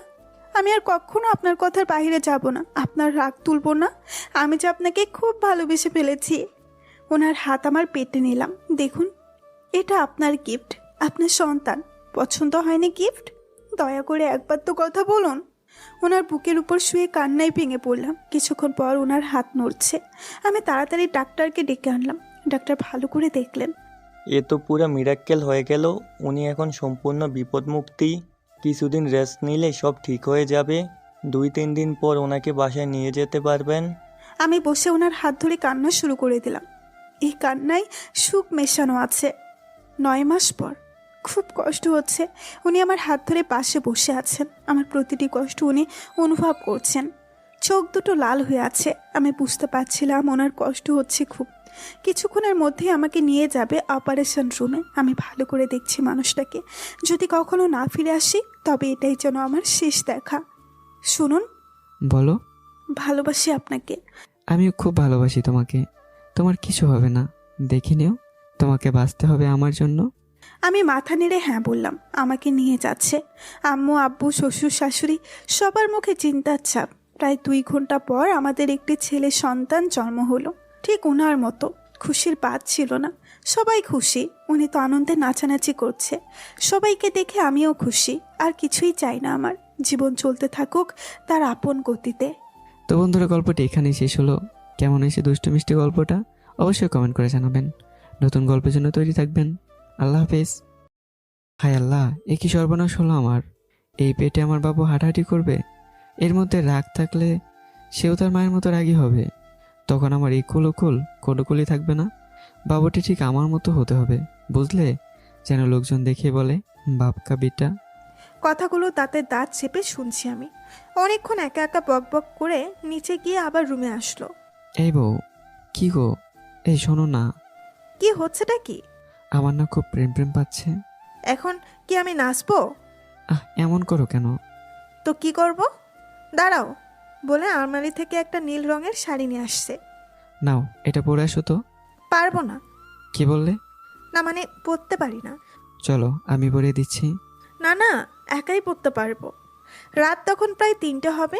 আমি শাড়ি পরে রুমে এলাম। লোকটা তো দেখি লুচ্চা লুচ্চা চোখ দেখছে আমাকে। ওফ, অসহ্য। আস্তে আস্তে কাছে আসতে থাকে। আমি পেছনে যেতে যেতে দেওয়ালে পিঠ ঠেকে যাই। মনে মনে হায় আল্লাহ, হায় আল্লাহ করতে লাগলাম। লোকটা একটু নিচে ঝুঁকে নাক লাগিয়ে বলল, খেলা শুরু করা যাক। আমি ধাক্কা দিয়ে বিছানায় ফেলে দিলাম। ভয়ে ঘামতে শুরু করলাম। না না, আমি কিছু খেলবো না, আমি ঘুমাবো। আমাকে একা ঘুমাতে দিন। সুইট হার্ট, প্রথমত এই খেলা তোমার ইচ্ছে নয়, আমার ইচ্ছেতে হবে। আর দ্বিতীয়ত, তোমাকে বিয়ে করেছি একা ঘুমানোর জন্য নয়। এখন আসো আমার কাছে, আমার আদুলি। আপনার মতো জানোয়ারের সাথে আমি এক বিছানায় কখনোই ঘুমাবো না। তোমার কি ভালো কথায় কখনো কাজ হয় না? আমার খারাপ রূপটা বের করতে বাধ্য করো না শোনা। চুপচাপ এখানে চলে আসো। যা করার করে নিন, আমি চলে যাচ্ছি। গুড নাইট বলেই ঘুরে দাঁড়িয়েছি অন্য রুমে যাবো বলে। জানোয়ারটা পেছন থেকে চুল ধরেছে। কি করছেন এসব? আমার লাগছে, ছাড়ুন। ভালো কথায় তোমার কাজ হয় না, তাই না? আজকের কথা সারা জীবন মনে রাখবে শোনা। সবসময় জানোয়ার বলো, আজ না হয় জানোয়ারের আচরণটাই দেখবে। চোখগুলো লাল টুকটুকে হয়ে গেছে, এই চোখে কোনো মায়া নেই। ভয়ানক সেই রূপ বিছানায় ছুঁড়ে ফেলে দিল। আমি বারবার দরজার দিকে দৌড়ে যাচ্ছিলাম। একটা সময় আমার পায়ে একটা কিছু দিয়ে বেশ জোরে আঘাত করে। আমি আত্মনাতে চিৎকার করে উঠি, কিন্তু এই চিৎকার শুনবার কেউ নেই। এখন আর দৌড়াতে পারছি না। হ্যাঁ, এটাই মানুষরূপী জানোয়ার, যে আমাকে ভোগ করার জন্য ঝাঁপিয়ে পড়েছে। তার প্রতিটা চুমু যেন আমার কোমরে পরিণত হচ্ছে। রক্তের দাগ পড়ে যাচ্ছে। প্রতিটি চুমুতে আমি ব্যথায় চিৎকার করে উঠি, কিন্তু লোকটার কানে যেন কিছুই প্রবেশ করছে না। সে যেন মাতাল হয়ে পড়েছে। নিজেকে খুব অসহায় মনে হচ্ছে। আজানের ধ্বনি শুনে সে ছেড়ে দেয় আমাকে। ঘুমিয়ে পড়া আতুলি বলে গভীর ঘুমে তলিয়ে যায় লোকটা। আমি রুমের এক কোণে গিয়ে ব্যথায় ফুপিয়ে ফুপিয়ে কান্না করতে থাকি। এই অত্যাচার কতদিন চলবে আল্লাহ জানে। বাহিরে পাখিদের কিচিরমিচির শব্দ হচ্ছে। মনে হচ্ছে ভোর হয়ে গেছে। আমি যে উঠে ওয়াশরুমে যেতে পারছি না। পা বেশ ফুলে আছে ব্যথায়। একটু ঘুমও নেই চোখে। নাক, কান, ঠোঁট মরিচের মতো জ্বলছে, সাথে ব্যথাও আছে। বাহিরে আস্তে আস্তে আলো ফুটতে থাকে। এই আলো জানালার পর্দা দিয়ে রুমে ঢুকছে। দেয়ালে হেলান দিয়ে বসে আছি। চোখের পানি শুকিয়ে গেছে গালে সারা, মুখে। এখন আর চোখ থেকে পানি পড়ছে না। 8টা বেজে গেছে। আমি খেয়াল করলাম রাতে আমাকে ফুলদানি দিয়ে পায়ে আঘাত করেছে। ফুলদানিটা মেঝেতে পড়ে ভেঙে আছে। রাতে লাইট অফ থাকায় বুঝতে পারিনি কী দিয়ে আঘাত করেছিল। হঠাৎ লোকটা নাড়াচাড়া করে ওঠে, চোখ খুলে পাশে তাকালো। আমাকে বিছানায় পাশে না পেয়ে তাড়াতাড়ি উঠে বসলো। শালা রুমে চোখ বুলাতে থাকে। আমাকে মেঝের এক কোণে অসহায়ের মতো গুটিয়ে বসে থাকতে দেখলো। বিছানা থেকে নেমে আমার কাছে আসছে। আমি চুপচাপ বসে আছি আগের মতো। কাছে এসে বসলো। লোকটার সারা গায়ে নখের আঁচড় রক্তবর্ণ ধারণ করে আছে। অনেক জায়গায় কেটে গেছে। বুঝতে বাকি রইল না এগুলো আমার নখের আঁচড়। এখনো ঘুমাওনি তুমি? না ঘুমালে যে সারাদিন মাথা ব্যথা করবে। চলো, গোসল করে খাওয়া দাওয়া করে একটা ঘুম দেবে।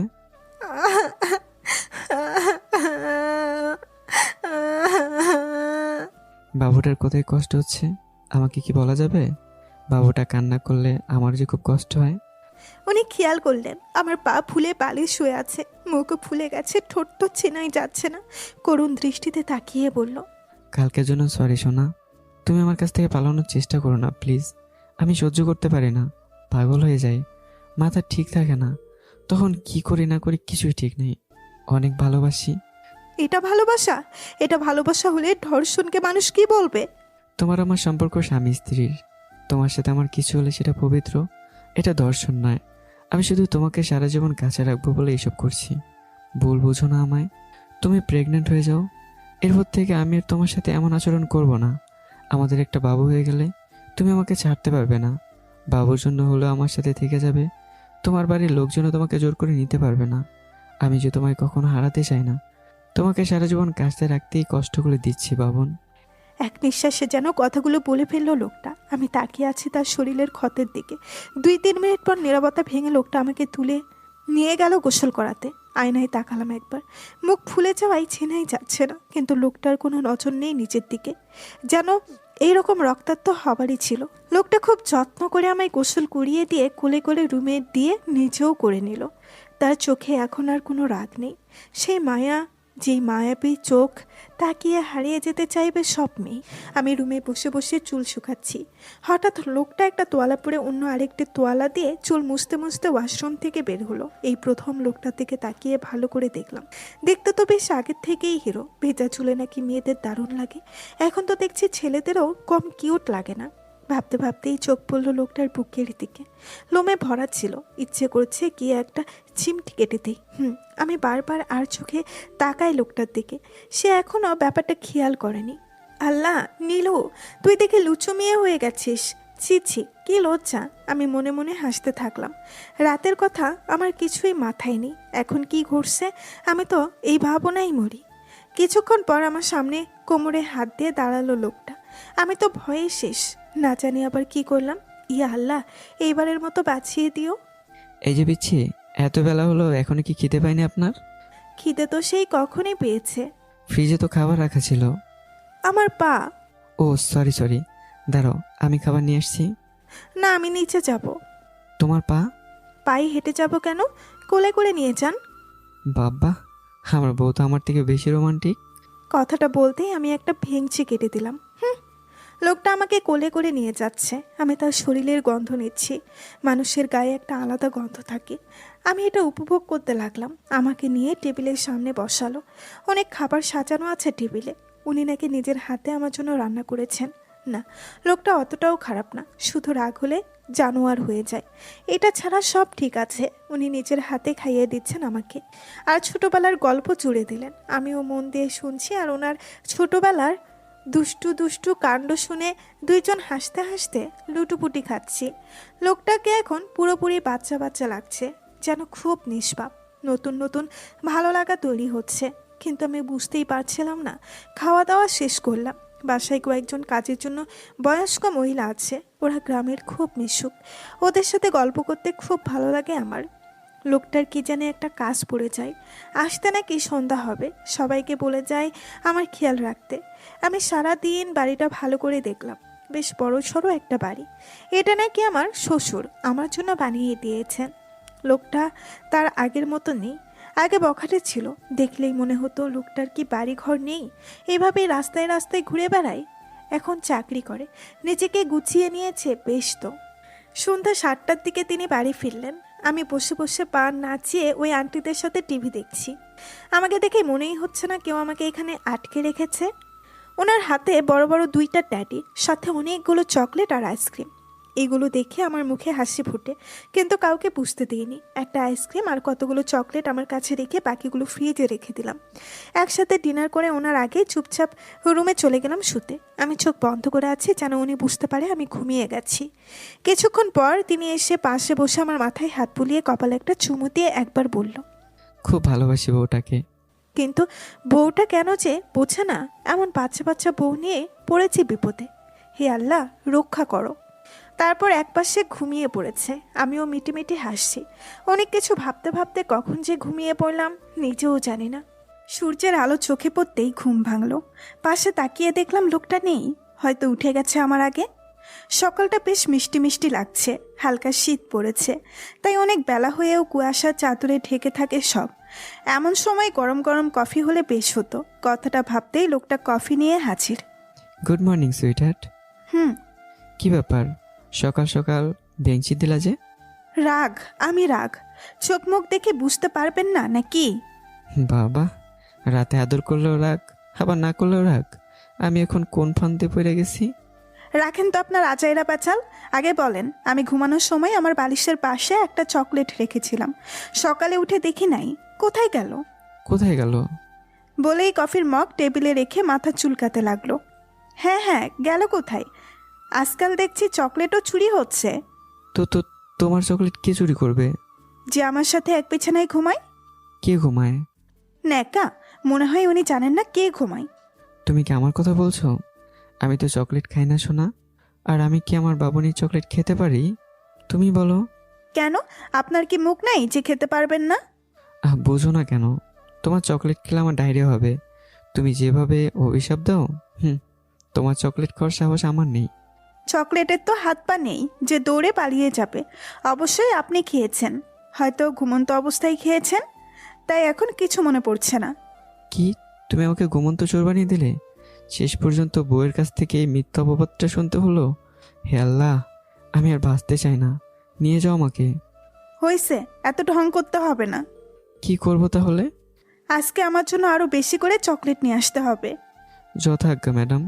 এবার চকলেট চুরি হলে আমার দোষ নেই কিন্তু।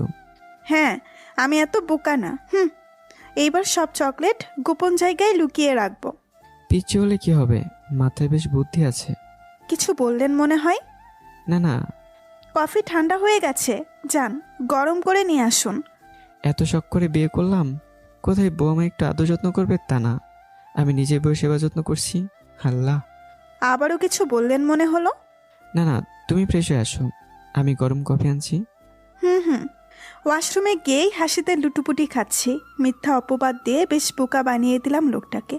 আসলে আমার চকলেট আমি নিজেই খেয়ে ঘুমিয়েছি, আর দোষ পড়ল নিষ্পাপ রাগী জামাইয়ের উপর। ব্যাটাকে এইভাবেই জব্দ করতে হবে।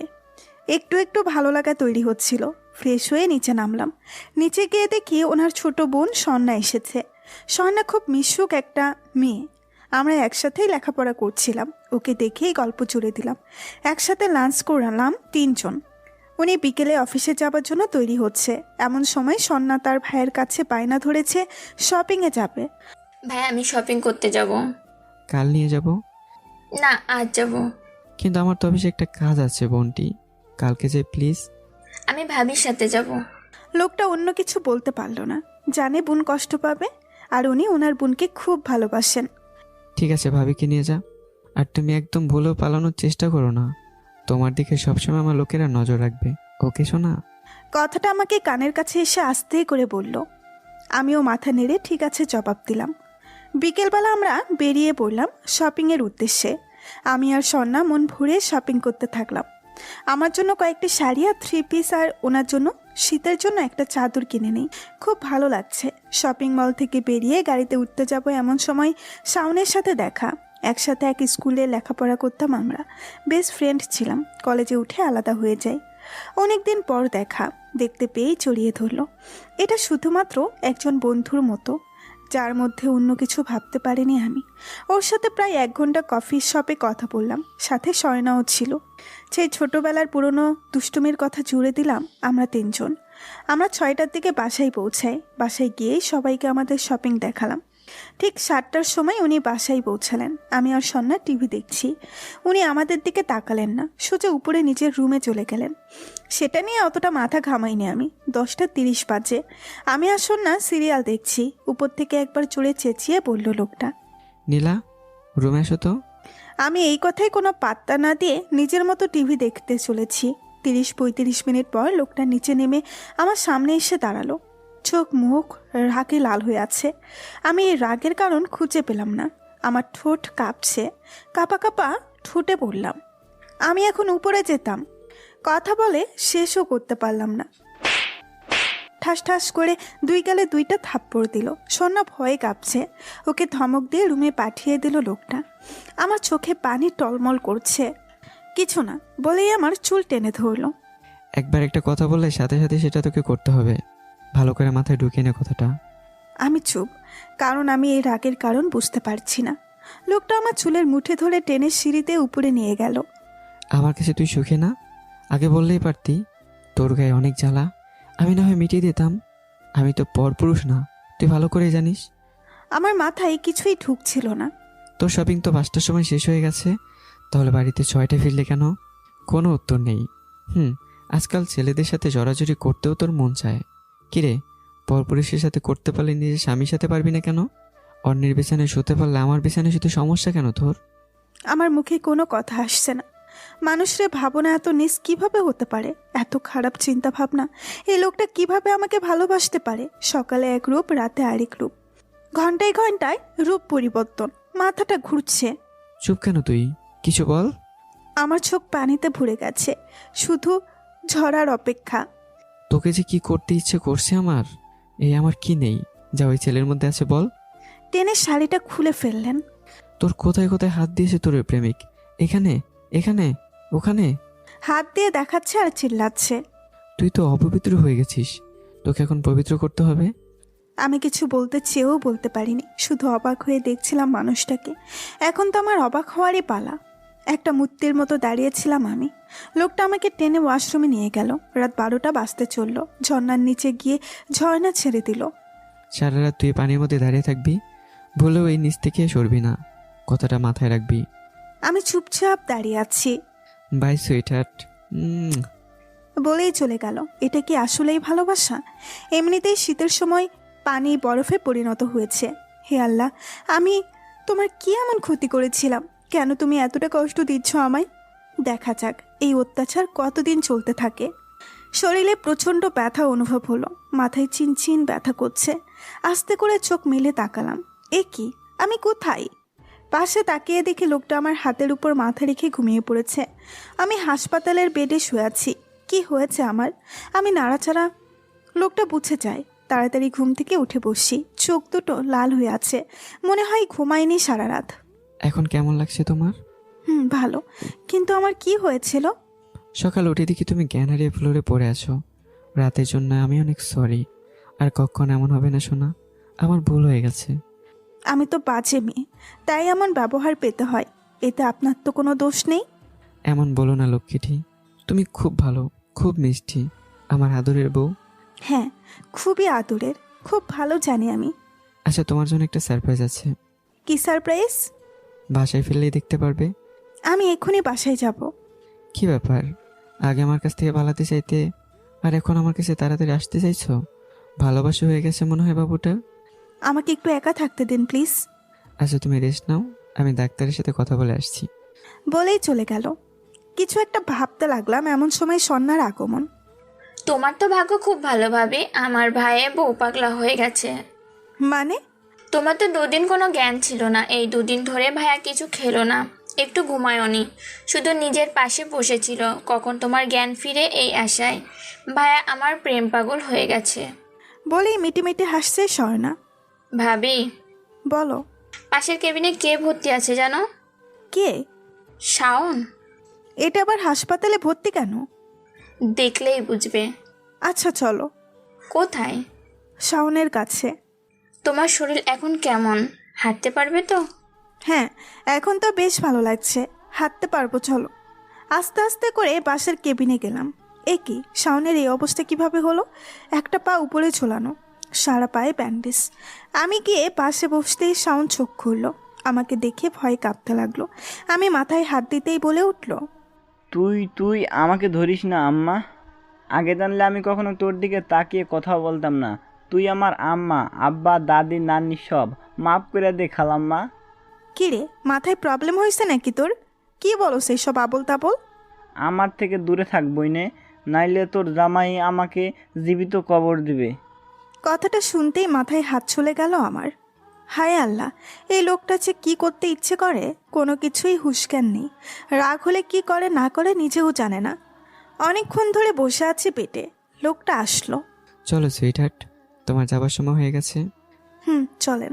আরে রে, হেঁটে যাবে নাকি? হ্যাঁ, নয়তো কি, হাসপাতালের ভেতরে গাড়ি এনে গাড়ি করে যাবো নাকি? হুম, আমি আছি কি করতে তাহলে?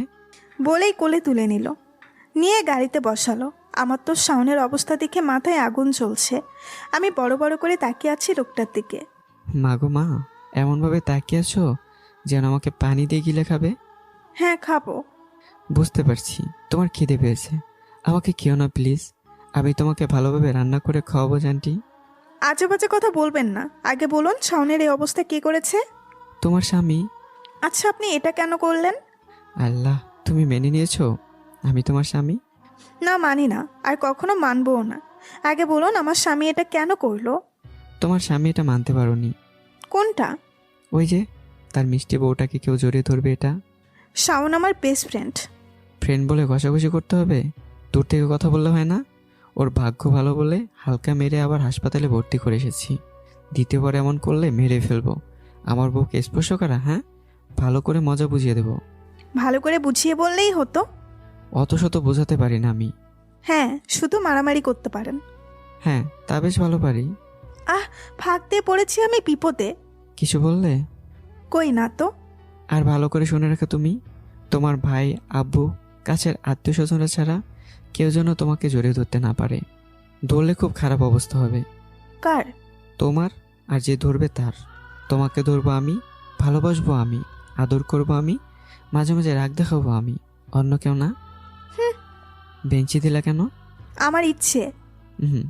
যা হবে সব আমার ইচ্ছেতে, তোমার ইচ্ছেতে কিচ্ছু হবে না। তাই? হ্যাঁ, তুমি এখন আমার কাছে আছো কারণ এটা আমার ইচ্ছে। যদি আমাকে চুরি করে নেয় কেউ? পারবে না, তোমাকে কেউ নিতে পারবে না আমার থেকে। তুমি যে আমার নিঃশ্বাস, তোমায় ছাড়া বাঁচি কি করে বলো? খুব ভালোবাসেন? ভালোবাসি কিনা জানি না, কিন্তু তোমাকে আমার প্রয়োজন, খুব প্রয়োজন। ঠিক অক্সিজেনের মতো। তুমি ছাড়া আমি অচল। তুমি নেই আমি নেই, তুমি আছো আমিও আছি। নীরব হয়ে দেখছি, এই চোখে শুধু আমার জন্য ভালোবাসা নয়, আমাকে হারানোর ভয়ও আছে। আমাকে অন্য কারো কাছে দেখলে তার রাগ হয় খুব। এটাই হয়তো ভালোবাসা। আমাকে অন্য কারো হতে দিতে চায় না সে। আমি কি শুধুই তার? এই এই এই বলুন। তুমি আমাকে ভালোবাসতে পারো না কেন? আমার দোষটা কোথায়? আমাকে জোর করে আটকিয়ে বিয়ে করেছেন, আবার দোষ খুঁজছেন আপনি। অন্য ছেলে হলে রেপ করে ছেড়ে দিত, আমি তোমাকে ভালোবাসি বলে বিয়ে করে স্পর্শ করেছি। একই তো কথা। তোমাকে জোর করে স্পর্শ করার কোনো ইচ্ছা আমার ছিল না। আমার একটা বাবু চাই ঠিক তোমার মতো, সারা জীবন নাচানাচি করবে, আমাকে আব্বু বলবে, তোমাকে আম্মু বলবে। বাচ্চাটা হয়ে গেলে সব তোমার ইচ্ছেতেই হবে, তুমি যা বলবে তাই। তুমি যদি আমাকে ফ্লোরে ঘুমোতে বলো আমি তাই করব, প্রমিস। খুব ভালোবাসি তোমায়, এসব তোমার আর আমার জন্যই করেছি। লোকটার চোখে কত স্বপ্ন, সব কিছুই ঠিক আছে, শুধু রাগটা বেশি। আমার রাগী জামাই। মিটিমিটি হাসতে লাগলাম আমি ওনার কথা শুনে। বাড়ির সামনে পৌঁছে গেলাম। বাড়িতে ঢুকতেই আমি অবাক হয়ে গেলাম। বাসায় ঢুকেই যে এত বড় সারপ্রাইজ পাবো তা আগে ভাবতে পারিনি আমি। আমার সামনে আমার আম্মু, আব্বু, ভাইয়া। ওনার আম্মু আব্বুও বসে আছে। আমি গিয়ে আম্মুকে জড়িয়ে ধরে কান্না করতে লাগলাম। অনেক দিন পর তাদের দেখতে পেলাম, খুব ভালো লাগছে। আম্মু আমার চোখ মুছে দিচ্ছে। আমাদের তো আগে বলতে পারতি রে মা, আমরা সব মেনে নিতাম। মানে কি? তুই পূর্ণকে ভালোবাসিস, আমাদের আগে বললেই হতো। এইভাবে না পালিয়ে আমাদের বললে আমরা সুন্দরভাবে আয়োজন করে তোদের বিয়ে দিতাম। আমার মাথার উপর দিয়ে যাচ্ছে সব। কী সব বলছে এরা? আমি কিছু বলতে যাব এমন সময় লোকটা আমাকে টেনে উপরে নিয়ে চলে আসলো। কি ব্যাপার, আমাকে জোর করে নিয়ে আসলেন কেন? ওদের কথা ভালো করে বুঝতেও পারলাম না। যাই, আমি শুনে আসি কি হয়েছে। ছাড়ুন আমাকে। কোথাও যেতে হবে না। আপনি তাদের কি বলেছেন বলুন। বলবো না। বলুন না প্লিজ। আচ্ছা বললে কি দেবে? আমার কাছে তো কিছুই নেই, কি বা দিব? কিছু তো দিতে হবে, নয়তো বলবো না। আচ্ছা দিব। কি দেবে শুনি? আমার বুঝি লজ্জা করে না? ওরে আমার লজ্জাবতী রে, বলতে এত লজ্জা পেলে দিবে কিভাবে? আগে বলুন, পরে দিয়ে দিব। আগে বলো কি দেবে, পরে বলে দেব। আমি একটা তুমি একটা কি? আমি একটা চুমু দিব। ওলে বাবালে, কোথায় কোথায় দেবে? দিলেই তো দেখবেন। এখন বলুন কি বলছেন ওদের? বলেছি কি? বলেছি আমরা দুজন 4 বছর ধরে প্রেম করেছি, বাসায় কেউ হয়তো মেনে নেবে না, সেবে ওদের না বলে পালিয়েছি। কি? হ্যাঁ। কুত্তা বিলাই শয়তান। লোকটা হাসি শুরু করেছে। আমি রাগে ওনার চুল ধরে টানছি। প্রায় 5 মিনিট ওনার চুল টেনে ছিঁড়েছি। আরে থামো থামো। না, থামবো না। আপনি এত বড় মিথ্যা বললেন, মিথ্যুক একটা। কিসের মিথ্যা? বিয়ের আগে প্রেম না করলেও বিয়ের পর তো করছি এখন। কিসের প্রেম? হ্যাঁ, আল্লাহ, দেখো নীলা, এইসব দেবার কিন্তু কথা ছিল না। যা দেবার কথা ছিল ওটা দাও। দিব না। দিবা না? দেবে না তো? না না না। বুঝেছি, আমারটা আমাকে জোর করে আদায় করে নিতে হবে। ভালোই হলো, আমি নিজে আদায় করে নিলে অন্য কিছু নিতে পারবো। অন্য কিছু কি? ওই যে বাসরাতের কথা মনে আছে? আমার তো লজ্জা লাগছে এক্ষুনি। না। কি না? কাছে আসো শোনা। আমি দিয়ে দিচ্ছি, আপনাকে নিয়ে নিতে হবে না। এখন যে আমার অন্য কিছু পেতে ইচ্ছে করছে। কি? বুঝে নাও শোনা।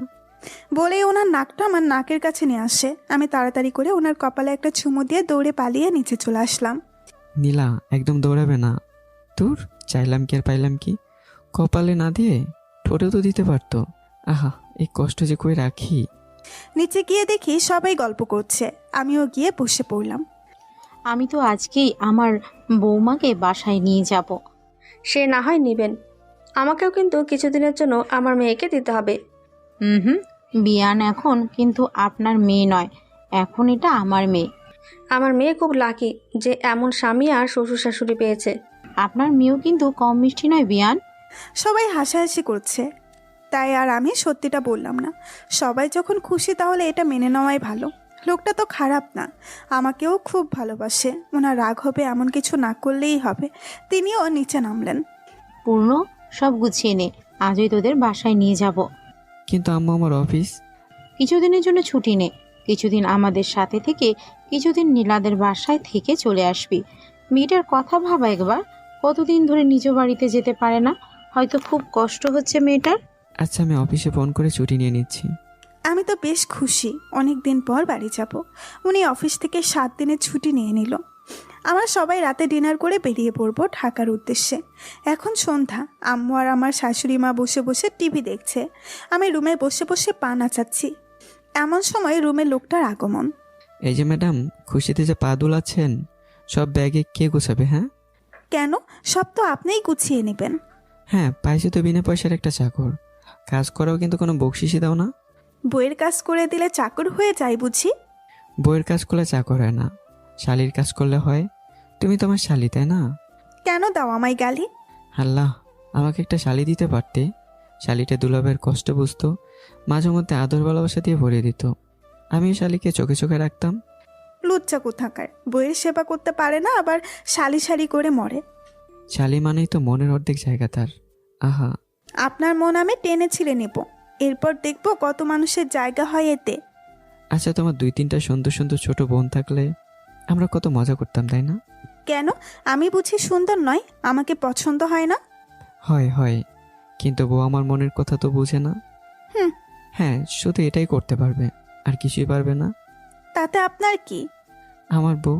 বইয়ের জন্য তো এতটুকু কাজ করতেই পারেন আপনি। না, পারি না। কেমন জামাই রে বাবা! খুবই সহজ সরল জামাই, যেমনি নাচাবা তেমনি নাচবে। ঢং। রুমে এসে যেন দেখি সবকিছু ব্যাগে গোছানো। মহারানীর হুকুম তো মানতেই হবে। আমি আবার নাচতে নাচতে আমাদের পাশে গিয়ে বসলাম। আজ যেন খুশির সীমা নেই আমার আর ওনার পরিবারও আমাদের দেখে খুব খুশি। উনি আমাদের দুজনের জিনিসপত্র ব্যাগে ভরে নিলেন, একটা লাল রঙের পাঞ্জাবি পরে নিলেন, আর আমি লাল শাড়ি। ওনাকে বেশ সুন্দর লাগছে, দুজনকে নতুন জামাই বউ লাগছে। আমরা সবাই তৈরি হয়ে বেরিয়ে পড়লাম। বাহিরের একটা রেস্টুরেন্টে ডিনার করে রওনা দিলাম ঢাকার উদ্দেশ্যে। ভোরে ঢাকায় পৌঁছে গেলাম। অনেক দিন পর নিজের এলাকায় খুব ভালো লাগছে। সব কিছু কত আপন। প্রথমে শ্বশুর বাড়ি নিয়ে গেল আমাদের। শ্বশুর শাশুড়ির আদর যত্নের কমতি নেই, ঠিক যেন নিজের মা বাবা। ওনাদের আদরের লোকটার খারাপ ব্যবহারগুলো ভুলেই গিয়েছিলাম। আমি ওনাদের মেয়ের মতো হবার চেষ্টা করে যাচ্ছি। আমি চাই না আমার জন্য তারা কষ্ট পাক। আমাকে পেয়ে যেন ওনাদের পরিবারটা পরিপূর্ণ হয়েছে। নিজের ছেলের থেকে বেশি আদরের হয়ে গেল বৌমা। ওখানে 3 দিন থেকে আমাদের বাড়িতে চলে আসলাম। বাড়ি এসে আমি নিজের মতো করে থাকলাম 3 দিন। এই 6 দিন লোকটার সাথে আমার বেশি কথা হয়নি। আমরা নিজেদের মতো ব্যস্ত ছিলাম। লোকটা এসেছিল কথা বলতে, কিন্তু আমি সুযোগ দেইনি। ওনার ছুটির সময় শেষ, আবার আমাদের চলে যেতে হবে। সবার কাছ থেকে বিদায় নিয়ে নিলাম। তারপর রাতের ট্রেনে রওনা দিলাম চট্টগ্রামের উদ্দেশ্যে। চুপচাপ বসেছিলাম, উনি এসে কথা বলতে থাকে আর আমাকে হাসাতে লাগলো। সারা রাত গল্প করতে করতে কখন যে ভোর হতে চলেছে আমরা কেউ বুঝতেই পারছিলাম না। গল্পে গল্পে ভালো লাগা বাড়তে থাকে। সকাল সকাল বাড়ি চলে আসলাম। সারা রাত ঘুম হয়নি, তাই ফ্রেশ হয়েই শুয়ে পড়লাম। লোকটা নিচে কি যেন কাজ করছিল। বিকেলে ঘুম ভাঙলো। চোখ খুলতেই দেখলাম আমি লোকটার বুকে মাথা রেখে হাতে হাত রেখে শুয়ে আছি। মন ভরে দেখতে থাকলাম লোকটাকে। আহা, কি মায়া! যেন সারা জীবন এই বুকে মাথা রেখে থাকতে চাই আমি। এমন সময় ওনার ঘুম ভাঙে। ঘুম ভাঙার সময় পেল না। লজ্জায় লাল হয়ে গেলাম আমি। ওনার চোখে আমার চোখ পড়তেই চোখ নামিয়ে নিলাম আমি। মাথা নিচু করে আছি আমি। আমার বউটা বুঝি লজ্জা পাচ্ছে? হুম।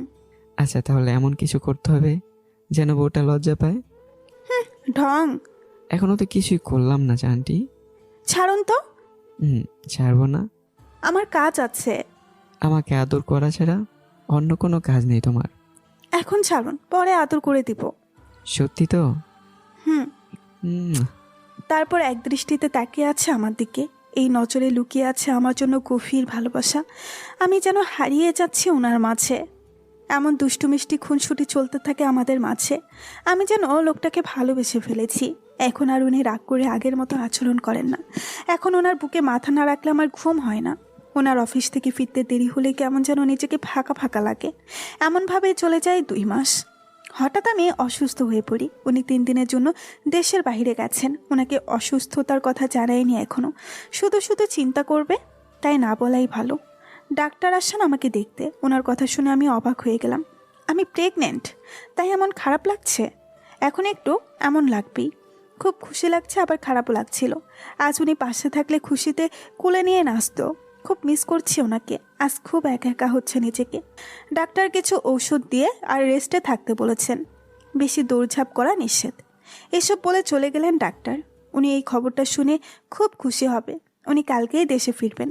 খুশিতে নাচতে ইচ্ছে হচ্ছে আমার। এই দিনটার জন্য ওনার এত অপেক্ষা। এসব ভাবতে ভাবতে ঘুম আর আসছে না। ঘুম আজকে পালিয়ে বেড়াচ্ছে। কিভাবে ওনাকে বলবো? আমি কিভাবে বললে উনি সারপ্রাইজড হবে?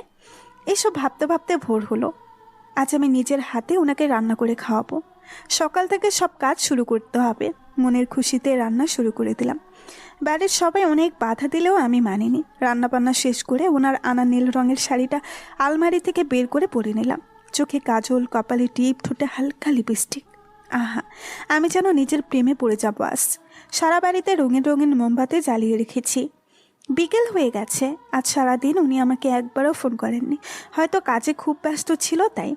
এটা নিয়ে আর ভাবলাম না, ওনার আসার সময় হয়ে গেছে। নিজেকে খুব খুশি মনে হচ্ছে আজ। আমাদের পরিবারটা পরিপূর্ণ হতে চলেছে। ভাবতে ভাবতে একটা ফোন আসলো। উনি হয়তো ফোন করেছেন। দৌড়ে গিয়ে ফোন ধরি আমি। আপনি কি মিসেস নীলা চৌধুরী? জি, পূর্ণ চৌধুরী কি হয় আপনার? আমার স্বামী। কি হয়েছে? আর আপনি কে? আপনি তাড়াতাড়ি চট্টগ্রাম মেডিকেল হসপিটালে চলে আসুন। আমার স্বামীর কি হয়েছে? আপনি আসুন আগে। হ্যালো, আমার কথা শুনুন। কি হলো ওনার? বুকের ভেতর কেমন যেন লাগছে। দৌড়ে ছুটে গেলাম। যত সামনে এগোচ্ছি তত হার্টবিট বেড়ে যাচ্ছে। কিছু একটা হয়েছে ওনার। আমি কি ওনাকে হারিয়ে ফেলেছি? না না, এসব কি ভাবছি আমি? ওনার কিচ্ছু হবে না, হতে পারে না। ওনার কিছু হলে আমি কি নিয়ে বাঁচবো?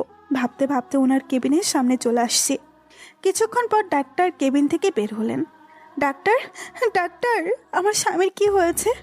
উনি এখানে কেন? দেখুন মিসেস নীলা, আপনার স্বামী রাস্তায় অ্যাক্সিডেন্ট হয়েছে সকালবেলা। রাস্তার কিছু লোক ওনাকে হাসপাতালে ভর্তি করিয়ে দেয়। ওনার মোবাইল থেকে আপনার নাম্বার পেয়ে আমরা আপনাকে ফোন করেছি। এখন কেমন আছে? বাসায় নিয়ে যেতে পারবো ওনাকে? নো, ওনার এখনও জ্ঞান ফিরেনি, মাথায় আঘাত পেয়েছে। কিছু সময় পার না হলে আমরা কিছুই বলতে পারছি না। আমি একবার আমার স্বামীর কাছে যেতে পারি প্লিজ? হ্যাঁ, কিন্তু কান্নাকাটি করবেন না, এতে পেশেন্টের সমস্যা হবে। ঠিক আছে বলেই চলে গেলাম ওনার কাছে। মুখে মাস্ক পরানো, অসহায়ের মতো পড়ে আছে। কিছুক্ষণে যেন শুকিয়ে গেছে লোকটা। আমার ভেতরটা মোচড় দিয়ে উঠল। চোখ বেয়ে পানি গড়িয়ে পড়ছে। আজ বুঝতে পারছি ভালোবাসা কেমন হয়। ওনার থেকে বেশি কষ্ট যেন আমার হচ্ছে। নিঃশ্বাসটা নিতে কষ্ট হচ্ছে আমার। পাশে বসে আস্তে করে হাতটা ধরলাম। আমার একা থাকতে খুব কষ্ট হয়। আপনি বাসায় চলেন না, একা ঘুমাতে ভয় করে আমার।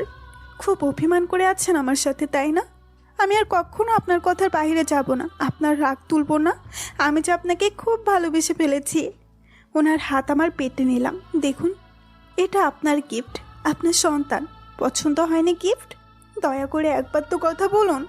ওনার বুকের উপর শুয়ে কান্নায় ভেঙে পড়লাম। কিছুক্ষণ পর ওনার হাত নড়ছে। আমি তাড়াতাড়ি ডাক্তারকে ডেকে আনলাম। ডাক্তার ভালো করে দেখলেন। এ তো পুরো মিরাক্কেল হয়ে গেল। উনি এখন সম্পূর্ণ বিপদমুক্তি। কিছুদিন রেস্ট নিলে সব ঠিক হয়ে যাবে। 2-3 দিন পর ওনাকে বাসায় নিয়ে যেতে পারবেন। আমি বসে ওনার হাত ধরে কান্না শুরু করে দিলাম। এই কান্নায় সুখ মেশানো আছে। 9 মাস পর খুব কষ্ট হচ্ছে। উনি আমার হাত ধরে পাশে বসে আছেন। আমার প্রতিটি কষ্ট উনি অনুভব করছেন। চোখ দুটো লাল হয়ে আছে। আমি বুঝতে পারছিলাম ওনার কষ্ট হচ্ছে খুব। কিছুক্ষণের মধ্যে আমাকে নিয়ে যাবে অপারেশন রুমে। আমি ভালো করে দেখছি মানুষটাকে। যদি কখনো না ফিরে আসি তবে এটাই যেন আমার শেষ দেখা। শুনুন, বলো। ভালোবাসি আপনাকে। আমিও খুব ভালোবাসি তোমাকে। তোমার কিছু হবে না, দেখে নিও। তোমাকে বাঁচতে হবে আমার জন্য। আমি মাথা নেড়ে হ্যাঁ বললাম। আমাকে নিয়ে যাচ্ছে। আম্মু, আব্বু, শ্বশুর, শাশুড়ি সবার মুখে চিন্তার ছাপ। প্রায় 2 ঘন্টা পর আমাদের একটি ছেলে সন্তান জন্ম হলো। ঠিক ওনার মতো। খুশির বাদ ছিল না। সবাই খুশি। উনি তো আনন্দে নাচানাচি করছে। সবাইকে দেখে আমিও খুশি। আর কিছুই চাই না আমার। জীবন চলতে থাকুক তার আপন গতিতে। তো বন্ধুরা, গল্পটি এখানেই শেষ হলো। কেমন হয়েছে দুষ্টু মিষ্টি গল্পটা? অবশ্যই কমেন্ট করে জানাবেন। নতুন গল্পের জন্য তৈরি থাকবেন। আল্লাহ হাফেজ।